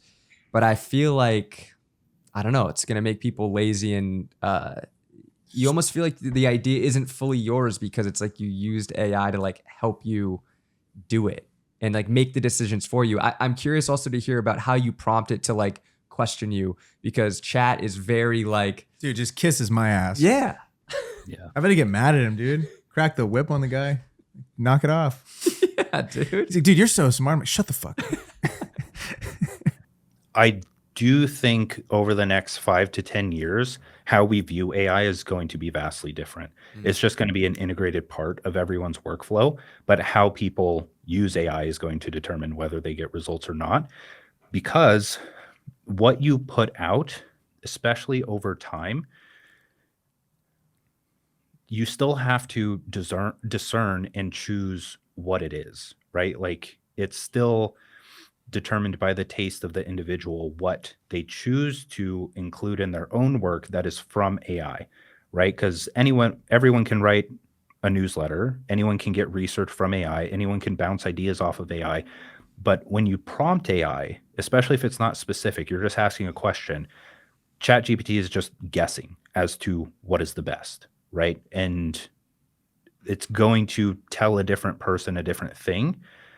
So you need to be able to tell whether or not that's a good answer and whether or not you're going to include it as an idea in your own thing. Because if I read a book, I get an idea, and then I'm like, oh, I should include that in my newsletter. It's usually because like that's my taste signal going off, like, oh, that's really good. I need to share that with other people. If AI or ChatGPT doesn't do that for me, but it sounds nice, then I'm not going to include it. But if it's a really good idea, and just because ChatGPT had it, I'm going to try to set aside my biases so that I can include a very good idea that other people could benefit from. So it's really dependent. And I've been very dogmatic and polarizing about it before. A lot of people have, especially when it was first becoming new and accelerating. But I think we just don't know what shape it's going to take. I don't think that art is determined by the tool that you use. I think art is determined by the story that you tell, the piece of your soul that you put into the work, so on and so forth, right? You compare AI, the tool now, to the tools of the past, and just look at how they've progressed throughout history. I could imagine that when Photoshop came out, or CGI especially came out, people would be like, oh, you aren't hand drawing this thing. Like, this isn't authentic. This isn't yours. And there's a way to use AI that is authentic and can, in fact, amplify or enhance your workflow. One of the ways that I think you can do that is by getting extremely specific on what you want AI to do. The first way I discovered this was trying to get it to write like me, and I was trying to get it to replicate tweets. So how I did this is, first I just said, okay, write 10 tweets on these ideas. It spat them out. I'm like, okay, these suck. Like, yeah, they could do okay. It doesn't sound like me. I'm going to have to rewrite them anyways. I wouldn't even write about 8 of these ideas, so kind of useless. Then I got a bit more specific because I know how to write tweets. And so I was like teaching it, kind of like giving it a guide on how I would write tweets. And then it got a bit better. And then I refined it a bit more, got a bit more specific. And eventually I ended up with like this 2,000 word prompt going through like, do this, don't do this, do this, don't do this. Okay, here's the principles of writing tweets. Here's a few examples. Here's the exact output format I want you to use. I didn't understand much about prompt engineering at the time. So I was looking at like really good prompts that I'd seen before and kind of like pulling over the structure of that for how I'm going to structure it. Where can somebody find those prompts? Like if somebody wanted to learn how to prompt AI better, like where do they go to find that? I'll get to that, and Okay. if you want to include something in the description, Yeah. Would love to. We'd love to. okay, I'll give you like a Google Doc, extremely freaking valuable. But that I created like the 2,000 word document, how to write tweets, and it was pretty good. I had it spit out in each response. I would give it like a newsletter or a piece of content, and it would spit out 4 one-liner posts, 4 paragraph posts, and then 4 like bullet list posts. And I could tell it which one I wanted more of, how to refine it, so on and so forth. It was really good. And so I realized, okay, in order for AI to do what I actually want it to do, if I have an idea of what I want it to do, I have to teach it exactly how to do that thing. So then I started thinking, okay, well, is the usefulness of AI only determined by what I'm really good at? And in a lot of the cases, that's correct. Yes. If you're very good at it, you're going to be able to do that thing 10 times better than anyone else with AI. But the beautiful thing here is that there are YouTube videos and courses and PDFs that have everyone's process in it. So what I see this as is AI allows me to focus more on my craft. It allows me to focus on the thing that I don't want to outsource to AI. For everything else, I can pull from experts in the field and teach the AI how to do exactly that. So I like to focus on my writing, but now for things like landing pages or a lot of the promotional stuff, because I don't really care about that unless it depends. If I have the idea for it, then I'll go through and bust it out. But if I wanted to create a landing page, then what I could do is I would say, okay, first thing I need is specific instructions on how to create it. So with that, I could take a book like Breakthrough Advertising, which is like a classic copywriting book. Then I can take a website that I want to use, and let's start with the website first. I take the landing page or website that I want to emulate. I copy paste that into ChatGPT and I say, break down exactly what makes this landing page work. Break down the structure of it, the psychological tactics that went into it, sentence by sentence, just like comprehensive breakdown. Teach me how to replicate this. Now I have a document, exactly what to do. Then I take Breakthrough Advertising and I say, okay, you're going to give me a comprehensive guide on how to write great copy. Now I can take both of those instructions and I can feed it into this meta prompt, which is what you guys can link in the description, which is pretty much a prompt that helps you create prompts. Sounds funny, but it's freaking incredible. So you take that, you send the meta prompt, and then it's going to ask you, okay, what kind of prompt do you want to create? And then I'm going to type in, I want to create a prompt that helps me write landing pages. What you're going to do then is you're going to say, okay, you're going to first interview me for any context that you need that will help you create this landing page. After that, you're going to take all of those questions that I answered, and you're going to use these 2 guides on how to write copy and how to structure the landing page. And you're going to write that based on my own ideas and the context that I gave you. From there, it'll give you a billion times better landing page than just asking ChatGPT to write you a landing page, right? So there's so many different ways to do this, but the 2 things that you need are 1, just straight instructions for what you're trying to do. 2, turn that into a prompt that asks you questions so it can gather the necessary feedback required to do so. If you wanted to use this to quote unquote start a business or do really anything you want to do, for a business, you have to break down, okay, what am I trying to do? First, I need a brand, I need content, I need a product, and I need marketing. For each of those things, it's like to do all of this with AI, you're not just signing up for a software that does it for you. You're going through that process with each aspect of your business. You're creating a bunch of these little employees called prompts that help create the first draft or prototype of those things that you can then refine and deploy as necessary. Are you saving those on just a Google Doc? Like, I know we have that one for the tweets. When you come up with these and you finally really get it working for you, because I think that's something that many people have struggled with using an AI platform is, you know, yeah, it can give you every answer in the world you've ever wanted, but getting it to say it in a specific format is very difficult. Like you just explained how you have it, you know, do it with the tweets. Are you saving those on a document? And that's the easiest way to do it. Are you creating your own little chat GPT at the top? Like what's the situation? Am I allowed to shameless plug? Fuck yeah. Come on. So the new software, Eden, it'll Okay. have prompt items in it. So they're just stored in the prompt items, but that'll have the meta prompt baked in as well, because I feel like a lot of people don't know how to write prompts. So when you first create a prompt item in Eden, it'll guide you through that process of like, what do you want to create? Do you have any references, any examples? What do you want to use to create the instructions for this? Okay. And then you can refine from there.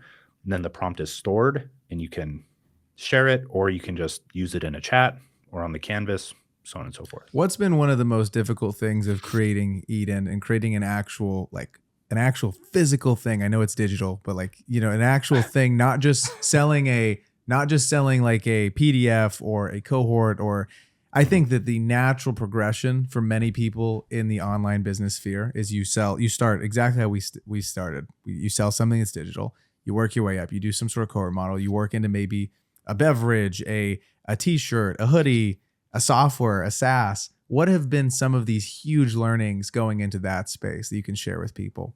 Oh, there's a lot. I'm doing an entire podcast with the team on it soon. But the biggest one is like me coming from being a one-person business is like, I'm still learning how to do this whole team thing, right? I feel like that's one thing I'm good at leaning into is like, I don't know what I'm doing. So this entire process is a learning experience. That's the first thing. Second is we had to rebuild the entire app because it used to be called Cortex, but the reason we got stuck there is because we built it like a big tech startup in terms of infrastructure and how the teams were siloed into front end, back end, specific parts of the product.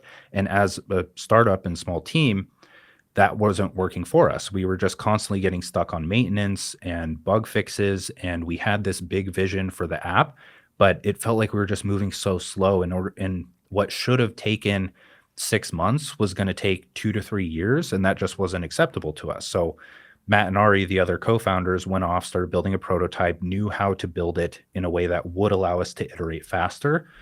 And now that's going pretty well. During that time, we decided it'd probably be better to rebrand to something less techy and masculine, to something that fits the market we're going into more, which is where Eden and the more, I guess, feminine white and green branding came into play rather than like blurple and dark gray or black.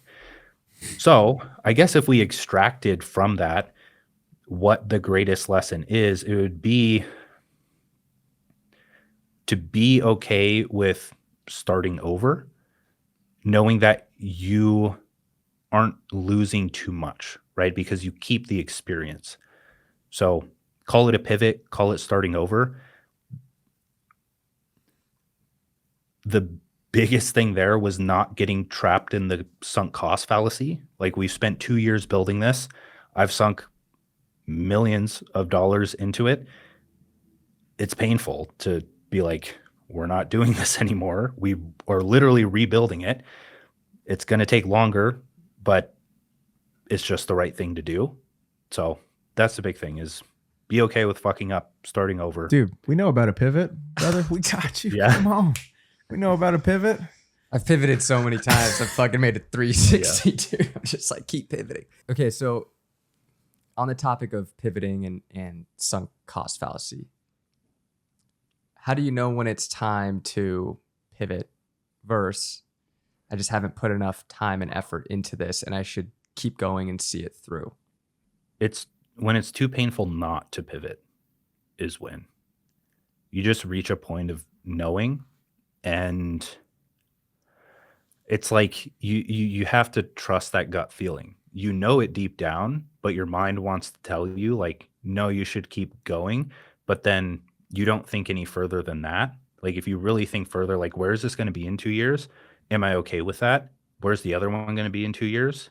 Is that better? Go with the other one, no matter how painful it is now. Yeah. So also, from your haircut, I would say that you're in war mode. Is that correct? Yeah. Versus monk Yep. mode. So what is for those who don't know, what is war mode, and like what is your day-to-day output looking like, and like what does a day-to-day schedule look like for Dan Koe right now? Yeah. So what I call war mode is like the opposite of monk mode, where monk mode kind of means in today's world, it's like, oh, disappear, work a lot, achieve your goals. I think that's more like war mode. Actual monk mode is like asceticism and being bored, not doing anything, abstaining from sex, drugs, whatever the monks do. But war mode, on the other hand, is like it's this mindset you get into of like, I'm just gonna achieve my goal at all costs, right? It kind of converges on that. You feel it. It's hard to like force yourself into it, but you know when it's time, like you need to enter that season of life. So I signify that by buzzing my hair off and embracing the terrible hairline that I have. So it like forces me to not focus on the insecurity there. But what my day looks like is I'm typically up at, it fluctuates a lot. It could be 4:30, it could be 6, but whenever I wake up, it's pretty early. And then I'll go on a walk. That's when I start to just like try to get ideas flowing for the day. And then I'll come home, I'll shower, and I'll get straight into writing. So that's the first thing I need to knock out. If I finish that, I feel like I've had a good day's work because those are the levers, right? That's the foundation. So social media posts and at least like a quarter of the newsletter written because I send that out weekly. So if I finish a quarter, I'm making good progress on that. I record the YouTube video for the week. That takes about an hour, one day out of the week. So I'll exchange newsletter writing for that. After that, I'll go on another walk, and that's like sun, kind of like exercise, trying to hit my 10,000 steps, more ideas in the morning. Those are like the main two walking sessions / non-lifting style exercise. And then after that, go to the gym. Then I come home, then I eat. And then during quote unquote war mode, I usually go to somewhere where I can work that's out of the house. So a coffee shop or a lobby of a hotel or something of that nature. And then I can usually bust out a good amount of work for like 3 to 4 hours there. Then I'll come home, eat again, start the night. If I have any more ideas or things to do, I'll sit down and do it. But that's typically what my day looks like right now. So nothing like crazy, nothing 12 to 16 hours a day, but a good amount where I feel like I'm putting out a lot. You're doing quite a bit before you even eat, which is interesting. Are you crushing coffee? Oh yeah, I used to do intermittent fasting. I don't really consider it that anymore. I may have missed when I eat. I eat before the second walk, so that's around like 9:30, 10 a.m. Okay. Just so I have food in me before the gym. But yeah, I used to not eat until 1, and it was fine. Helps you focus a lot, but that's usually like a stress-induced focus. You're like starving from not eating. So yeah, I definitely feel like body composition's better, energy's better if you eat earlier in the morning. Yeah. Are you going with fruit? Are you a big fruit guy? No, I did the fruit till noon or the sugar fasting for like 2 or 3 months. I enjoy it, makes it very simple. But when I'm more focused on like lifting, I know that more of a bro diet or like a bodybuilder diet, just I feel good, it digests well, energy's there, I feel pumped, I feel full, I look good, like everything's there. I'm not really concerned with losing weight right now, and I feel like a lot of the sugar fasting, really any kind of diet, everyone's marketing it towards those who want to lose weight. which is fine and it works. But yeah, I'm trying to just like feel really good and perform feel really good well. and be an athlete, man. Just just a unit, just a rock. there was a video that you put out. You're like, when I was a kid, I just wanted to be a fucking unit in all aspects of life. And I'm like, fuck yeah, dude, we're going to be fucking rich. We're going to be fucking ripped. Really knowledgeable in a lot of aspects of life. Dude, let's fucking go. Dan, give me a couple of book recommendations. I got Flo in the cart for this long 18-hour flight to Hong Kong before we get out of here. I would like a couple more. Give me a couple more. Enlighten me. What else you got in the cabinet? Ooh. I've got a good amount. Think on These Things by Krishnamurti. Okay. Oh, you pulled it out. Dude, tossing that on the Amazon cart. Okay, easy. Okay, I got one. Got him right next to her. If you want like esoteric stuff, give me a psychology one. I feel like you know quite a bit about psychology. Give me a psych one to take on the plane. One that I really like is Integral Psychology by Ken Wilber. That kind of goes, if you like spirituality or any of that kind of talk, it grounds it in modern psychology. It's more of like, here's psychology across history and everything related with it, and it caused a lot of things to click for me. So Integral Psychology is really good. There's a lot, man. The Way of the Superior Man. I feel like self-improvement YouTube took that in a direction it wasn't meant to go in, but if you want to learn how to be a better man in relationships, that's a great one. Red pill stuff aside. A Brief History of Everything by Ken Wilber. That one may blow your mind, depending on how interested you are in that stuff. But like very generalized overview of history as a whole and why things happen the way they did. Really cool. Dude, I'm telling you, I'm gonna come back from this trip to Hong Kong and you're the funniest new guy. Dan, the funniest thing about this conversation is Braden thinks he's gonna be finishing multiple books on a fucking week-long trip to Hong Kong. Every time I've ever gone on a trip, you don't know, dude, I'm a fast little reader. He's gonna finish like a chapter and a half. No, I'm going to be locked in on both of these flights. It's long flights. Okay. You're underestimating I have so much more that I want to talk to you about, but I have one last thing that I want to talk to you about.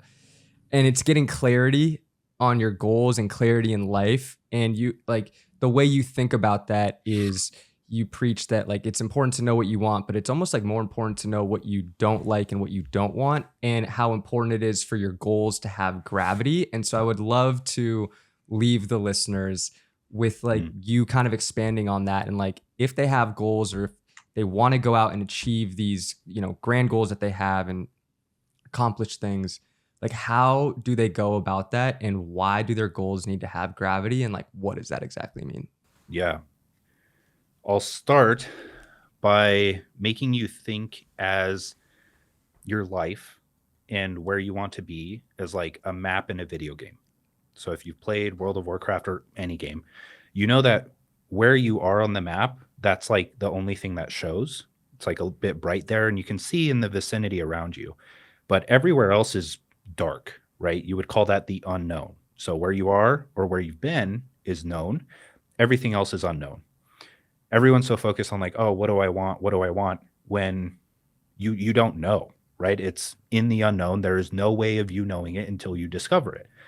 So let's not focus on that and let's focus on making mistakes and figuring out what you don't want because that's tangible and readily accessible to you right now to give you direction in life, right? You can think back on your life and be like, for me, it's like, I don't want to work that job. I don't want to go through that argument in my relationship again.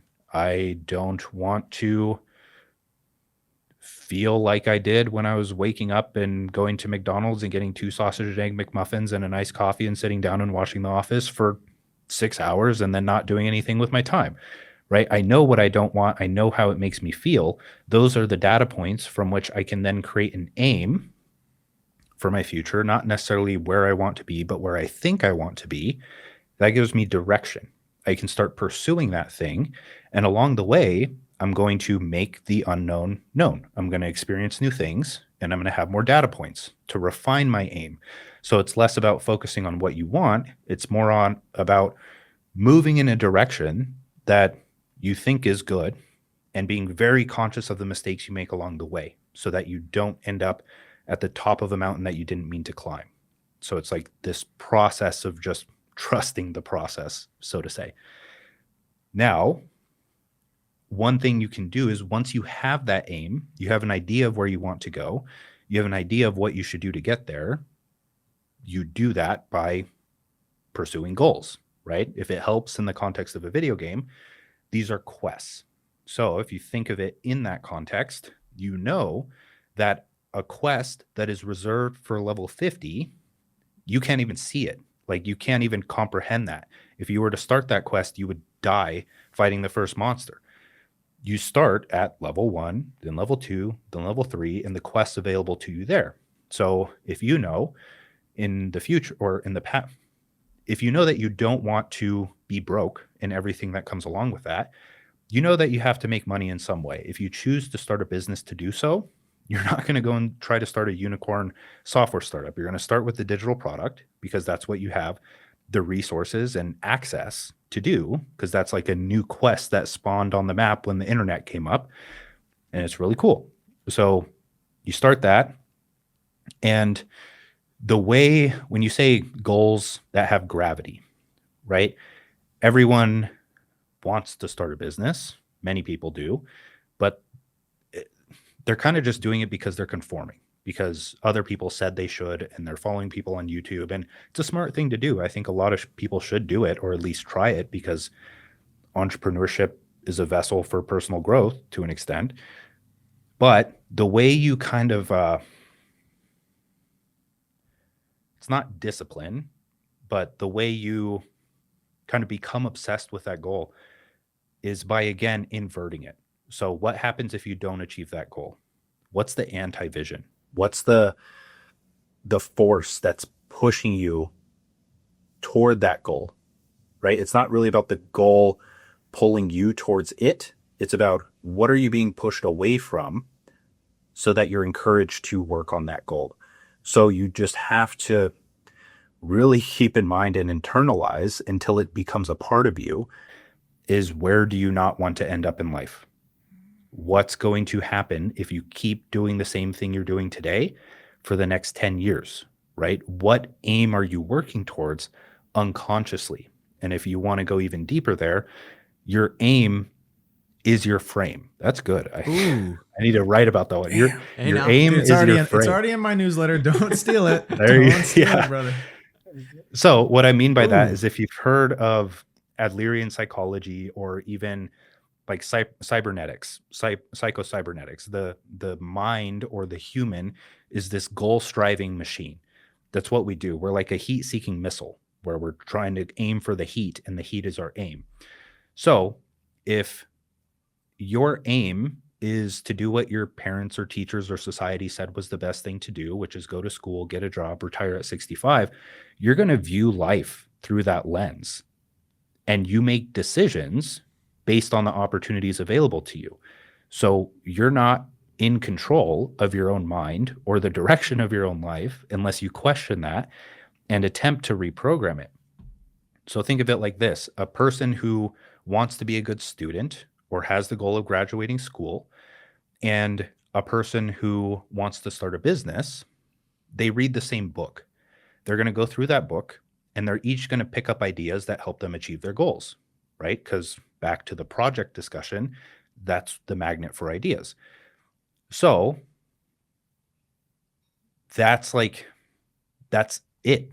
That's all of it, is if you can be in control of your aim and have these like opposing forces, like a life that you really want to live, that you come through the mistakes that you make and refining that vision, and the anti-vision, that force that pushes you away, the life that you don't want to live, and you've experienced a lot of that, so it's really deeply internalized in your mind, then you create like this thing where you're just moving in, you feel like you're the character of your own story. And you feel like it, and you know when you're in that state of mind, and it's one that you wouldn't trade for the world. So find that state of mind, be with it, internalize it, and just keep moving, refining, iterating. Dan, I think you've left the rocks with so much wisdom today. This has been an amazing episode. I feel super inspired. I'm very excited for just this conversation. Thank you so much. This has been episode 182 of the 505 podcast with Dan Koe. If you're still here, please leave us a subscribe, drop us a comment. We'll see you guys all next week. Peace. You made it to the best part of the show. Some say they only come for the PPD. It's just it's a ritual at this point. Okay, so work less, earn more, enjoy life. Not a bad motto. Feel like we should get that tatted on our wrists. Yeah, I'm thinking about it. I think that we should all collectively go to the parlor, and that it's a great motto. At least throw it on a fucking shirt. I think so. At the very least. At the very least, right? Yeah, that's what I'm thinking. How do you do that though? Dan explains it in this pod. Dude, wait, it kind of reminds me of the small team big checks. Small team big checks, dude. You know what I'm saying? Small team big checks, work less, earn more, enjoy life. I think it's something we're all after. I think you hear that and you're like, yeah, no fucking shit. Sounds nice. How do you actually do it? And it's by building a personal brand online. It's by building a personal brand online. It's about starting that email newsletter from day one. Got it. If you start building your brand, do yourself a favor. Don't do what we did and wait 3.5 years to start your email newsletter. Yeah.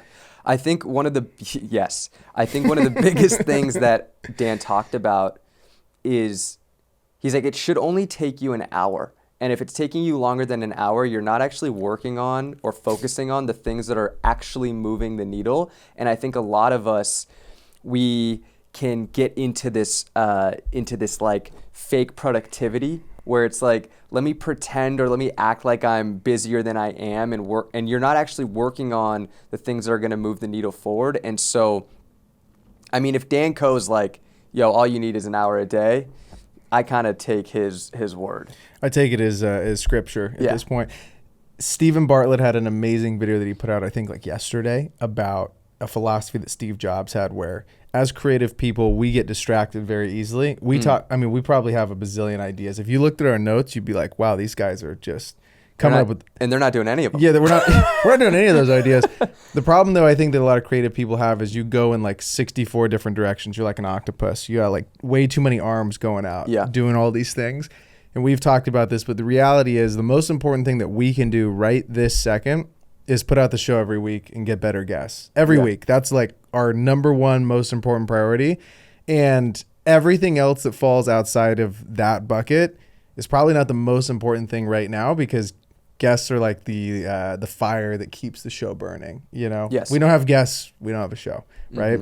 So really figuring out at the beginning of your week, like what are the most important things and everything else is noise. Focus on the most important things. And then once those are done, like you have, okay, my goal is X amount of podcast guests that need to be locked in. Till that's figured out, we shouldn't be focusing on, you know, the sock drop, putting out new socks. Yeah, you know what I'm saying? And the sock drop is arguably more fun. Way more fun than trying to figure out people. Yeah, and doing guest outreach. But it's the most important thing. Yeah. It's very difficult to do that unless you have it like written on a board where you can see these are the things that we're trying to hammer out. And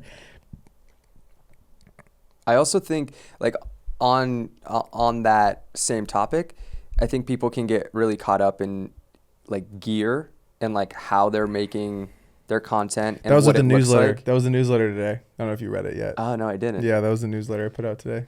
About how like people think gear is super important. Yeah, or they're just like waiting for the right thing or the right time or the right mic, and it's like never going to be right. Yeah, it's never going to be the right thing, and if you have to spend more than an hour, you're not focusing on the right shit.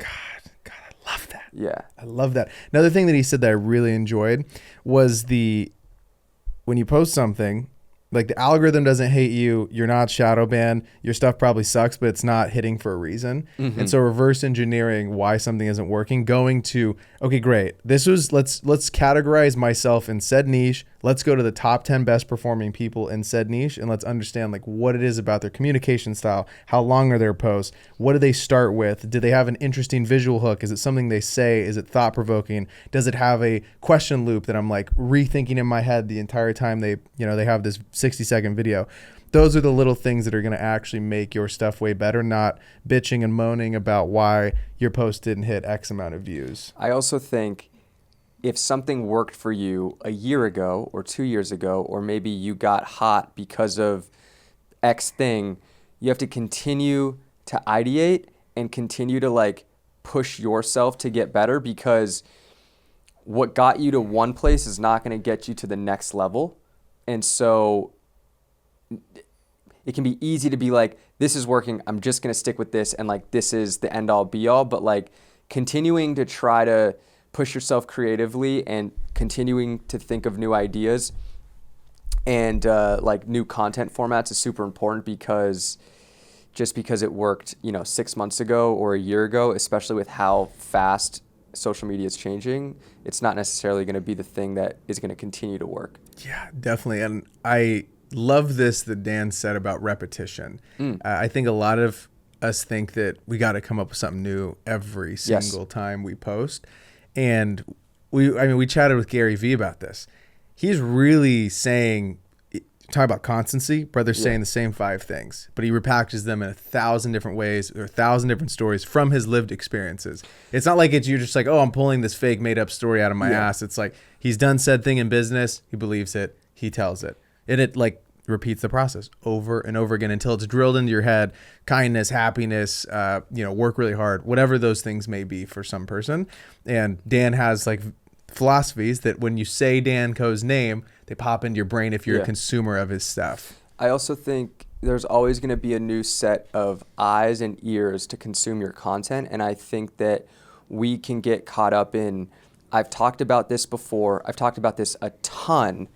Everybody has already heard it, but you're consuming your content more than anybody else. And so I feel like you can get into a bad place of thinking that like everybody has kind of like already seen your shit or your content. You take somebody like Dan Koe, who has, millions of followers, and to us, because we've consumed his content for so long,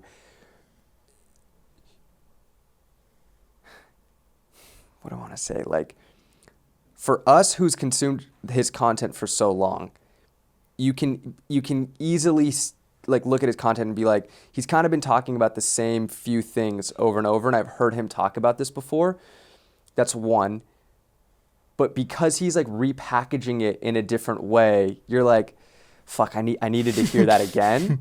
But also like, because maybe 5 or 10% of your audience is seeing your stuff when you first post it, it's like you can look at it as like, well, nobody really saw it the first time.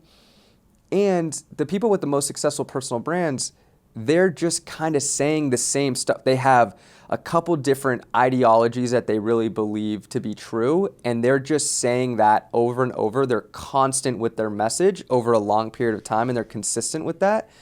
They're just repackaging it a different way. But man, I think that like you never know who's going to come across your content today, tomorrow, next week. And just because you talked about it today or last week doesn't mean you can't or shouldn't say it again this week. Without a doubt. He talked about his goals having gravity as well. And like those bigger goals really pulling you towards something.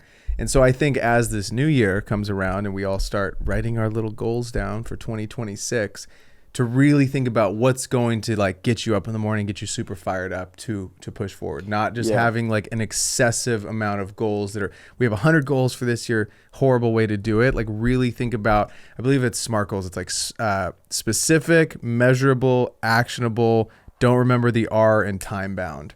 Like that's like really easy way to think about what it is that you're building. Maybe relatable. Forget the R, dude. Sure. SMAT. SMAT. A SMAT goal. Yeah. Those are the best goals. SMAT goals. You don't even you don't need the R, dude. It's like Timothy Chalamet. SWAT. Yeah, literally. Forget the R. Yeah. Doesn't matter. That's why I didn't remember it. Maybe reasonable. Yeah. I think relative. I don't know. Forget it. Forget the R, dude. SMAT. But I think when you are setting goals, to have gravity, like it needs to be has to resonate with your why super deeply, or else you're just kind of throwing stuff on a piece of paper or Word doc of like, I want to accomplish this. It's like, okay, but why do you want to accomplish this? Like, what will this bring you? We've talked about it before on past episodes, but when you're setting goals, like instead of saying, I want to hit 100,000 subscribers, you could have that goal, but think about the inputs as opposed to the outputs. But think about like, why do you actually want to achieve this goal? What will hitting 100,000 subscribers do for you? Like, what is that feeling that it will give you? It's not a vanity metric. It actually signifies you've put in the work, you're building a show or a YouTube channel that people really resonate with. And if I reach this goal, my life will change, or my life will look like this. I will have more freedom, or whatever it is you're chasing. Like, think about when you're setting goals, like he said, the gravity behind them. Like, why is it that you want to achieve that goal, and focus on your why? Because if you just are setting out this goal to achieve something that like maybe you don't even actually want, you're just like, oh, it would be nice to have, or I want this because X person is also going after this goal or achieve that and I want that. Yeah, I think the gravity with the goals is like super key. Okay, speaking of that specific goal, we do want 100,000 subscribers, but we know, dude, we're putting out an episode every week. Dude, we're chasing the rock. We're chasing the rock, dude. Tell them about the rock. So the rock is the 100K that silver fucking plaque. We and want that plaque so bad. And so that's our next. That is on the goal that's sheet. the new motto For 2026. We're chasing the rock. Chasing the rock. Yeah. We're chasing the rock. So what's that rock that you guys are chasing? Yeah, what is the rock that you're chasing? Yeah. That's what you got to remind yourself. Dude, we went to Hong Kong. We even talk about Hong Kong. We have like a huge debrief on Hong Kong. What'd you think? That was crazy. I think that we had 2 banger pods. We podded with Ali Abdal, Jeff Sue, which was phenomenal. They were super fun. Daniel Dalen. No, I think we did talk about Hong Kong in the Ali Abdal episode. We did? I think we did a post-pod debrief, right? We weren't done, though. We weren't officially like done with the trip. Oh, sure. Now yeah, that we're back. We're on U.S. soil. We have time to really. Oh, yeah, no, because we did it in bed. In bed. We Yes. did it in our beds. Yeah, right next to each other in bed. Daniel Dalen took us to a factory in China, which was insane. Yes. We went to mainland China. We crossed the border, went over. We went there, on a mission. Got a visa. You know that they're not doing stamps anymore and passports in Europe. Sorry to derail the conversation. Really? Couldn't believe that shit. My mom told me that last night. I'm like super butt. There's no point in traveling. I know. What's the point if I can't get a stamp? Anyways, we got a cool Chinese visa. Had to like go over there. None of your debit cards and all that stuff don't work. You got to use WeChat or Alipay. It's a wild experience. We had to download like 3 apps. 3 different apps. Like Uber doesn't work over there. It's something called like DD. But we figured it out. We managed to show up, and Daniel's like, we're coming down. I'm like, there's a 50% chance that we're just not at the right location, because Daniel sends me this location just in complete Chinese. I'm like, Daniel. We get in the taxi after we cross the border, and we show it to the taxi driver. He's like, yeah, I know where that is. We're like, all right. I was like, there's no way this guy knows this. And then after like 5 minutes, he goes, can I see that again? I'm like, dude, do you know where we're going or not? And he's like, I don't speak English. I'm like, okay, we're fucked. We might be in a completely foreign area. This guy might be trafficking us for all we know. No, dude, we showed up, dropped us off. He goes, you're here. Daniel comes right down. I'm like, there's no way we just made it out here. It was so fun. What a crazy day. Then we went to get dinner. Yeah, but with the factory, I think there is a certain like stigma around these Have you heard Chinese the word factories. Made in China? Okay, yeah. If you hear of made in China, you think it's made. This is a West thing for sure. Yes. This is like Americans might think this. Americans think that made in China is made cheaply. It's not like handmade, or I guess it is handmade, but the working conditions aren't great. Okay, that's what my mindset going into this factory. Brother, we walked in and I was like, unbelievably clean and just like run like militant to the nines. And we saw the brands that this factory was making, and you owned the big brands. You owned a pair of sunglasses from one of the brands. This was just an amazing process of seeing how a factory operates at the highest level. And luxury is a scam. Oh yeah, for sure. Because you had a pair of sunglasses and you paid a lot of money for them, and then we asked the girl like, "Oh, how much would these sunglasses cost to make?" She told us $15, but Daniel told us that when she told us 15, she was embarrassed because she thought we were going to think that was really expensive. It was crazy. It was so cool. It was like genuinely the most fun day of all time. Yeah. So cool to see the process for like what goes into making a pair of sunglasses. Yeah. It's like 64 steps. Yeah. It's not like, oh, you're just in a mold and they crack them out this like 3D printed mold. It's an entire thing. And it was so freaking cool. Looked handmade to me. They were freaking handmade. It was crazy. I mean, they're going through like 64 different steps. You have a quality control team, a team that just does the sides, a bezeling team. We learned something too. Huh. Fucking, if it says made in Italy, 99%. Cap City, bro. 99% of it was made in China, and then they fucking ship it. They put the last little screw in, and then they put the screw in fucking Italy, and now it's considered made in Italy. It's insane. This whole thing is a scam. It's insane. Yeah. Unbelievable. Made in Italy, made in Germany. Fucking bullshit, dude. Made in France. Dude. Yeah. But I think... dude, but it just doesn't matter because they're making it just as good as whatever other country. It doesn't matter. It was so freaking cool. It was genuinely awesome. And we're putting out our first vlog. Yes. So... Tell them about what's going on, dude. Tell them about our realizations while we're out there. So we sit with Daniel. We got a lot of time with Mr. D. Which... Big so D. we wanted to podcast with him, but he's been going through some stuff. He's kind of hitting a little reset. He's like, we will pod at some point, and he brought up the idea of doing a live podcast, which would be super cool. Not mad at that. Not mad at that at all. But because we didn't podcast with him, we actually got to spend more time with him, I think, and we got to hang out with him on 3 separate occasions. And when we went to Shenzhen, we really got to spend some time with him. It's unbelievably inspiring being around somebody his age and like how successful he is and just the way he thinks. It forced us to think bigger. I'm like, oh, we're thinking smaller. But I think one of the biggest things that we came out of this Hong Kong trip with is the fact that we want to do a YouTube vlog. And the reason why is because the podcast, as amazing as it is, it's very focused around the guest, which is like totally great. And that's what a podcast That's how a podcast is, huh? That's like how they go. But we realized, yeah, it's how it goes. But I think that like for us, when we started the podcast or like as it started to grow, we were like, the podcast is the end all be all, the main thing. Like this is how we're eventually going. This will be. I'm retiring. Retiring, dude. That's it. And it's not going to work like that. It's not going to work like that. It'll still be like it's like 1A. And then I think the YouTube vlog to be like 1B or like 1A, 1B, whatever it may be. The YouTube, I think, is going to be a place where we can really bring our personalities into it, showcase the whole behind the scenes of the operations of the podcast and everything else that we're working on. And that will be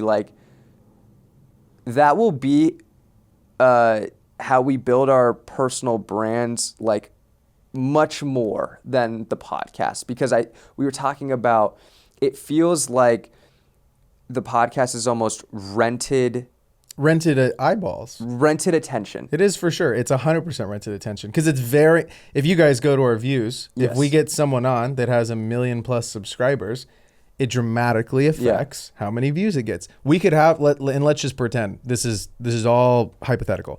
Let's say someone that we had on has a much smaller personal brand, but the combo was A1, top tier, best fucking combo we've ever had. Yeah. Congratulations, it doesn't really matter.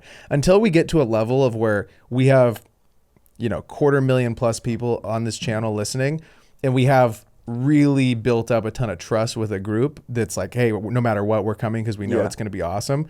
It doesn't really matter for us at this point, which is super unfortunate because we could have someone on that's smaller. We're like, that was the best conversation ever.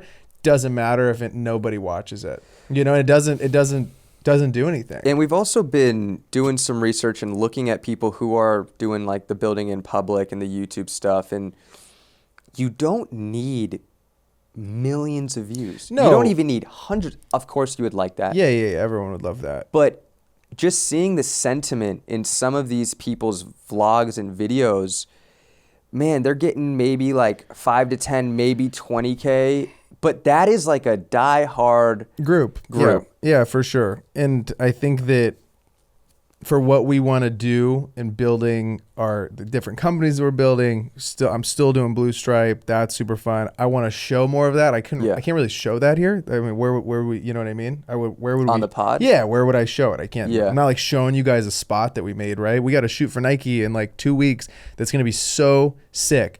Where am I going to show that? Besides on Instagram, like you'll get a snippet of it for 30 seconds. You'll see the spot, maybe like a couple behind the scenes photos, but you won't really be there. Yeah. And I feel like that's a perfect place for us to be able to just show our personalities more. And we talked about this. I think last year we officially made 505 Studios, which is the YouTube channel that all this shit's going to live on. 56 of you guys subscribe. Appreciate that. You guys are real Should ones. we keep it 505 Studios? What else would you want to call it? 505 Rocks? No, like, I don't know, 505 show or I don't know, but 505. I don't know. Studio 505 Studios makes it feel like it's gonna be like in a studio, sit down talking head. What about studios? Like it's like a Sure, whatever. We'll think about it. Does it really matter? Nah, it doesn't really fucking matter. Can't believe you almost changed the fucking name. Dude, Ali Abdal tried to get us to change the name of the Got in our show. head. He was like, dude, you guys should change this. Nah. Ali, we love the 505 pod name, dude. But yeah, dude, this Dan Koe episode was like really cool because we've been consuming his content for a minute, and he's someone who, I mean, another thing, dude, he's just so intelligent and he's able to articulate his thoughts so clearly, and it made me realize like I need to read and write more. Difficult, but you know, we'll struggle through. And it's cool that we have gotten this show to a point where like somebody, and I feel like we say this every fucking time we have a guest on, but like we're able to get people on that like we're genuine fans of, and it's the coolest fucking thing ever because we can also structure the conversation and ask them whatever the fuck we want, which is awesome. And usually a lot of it is what you guys want here too, which yeah. is just great. It's a little win-win for everyone involved. I'm excited though for 2026.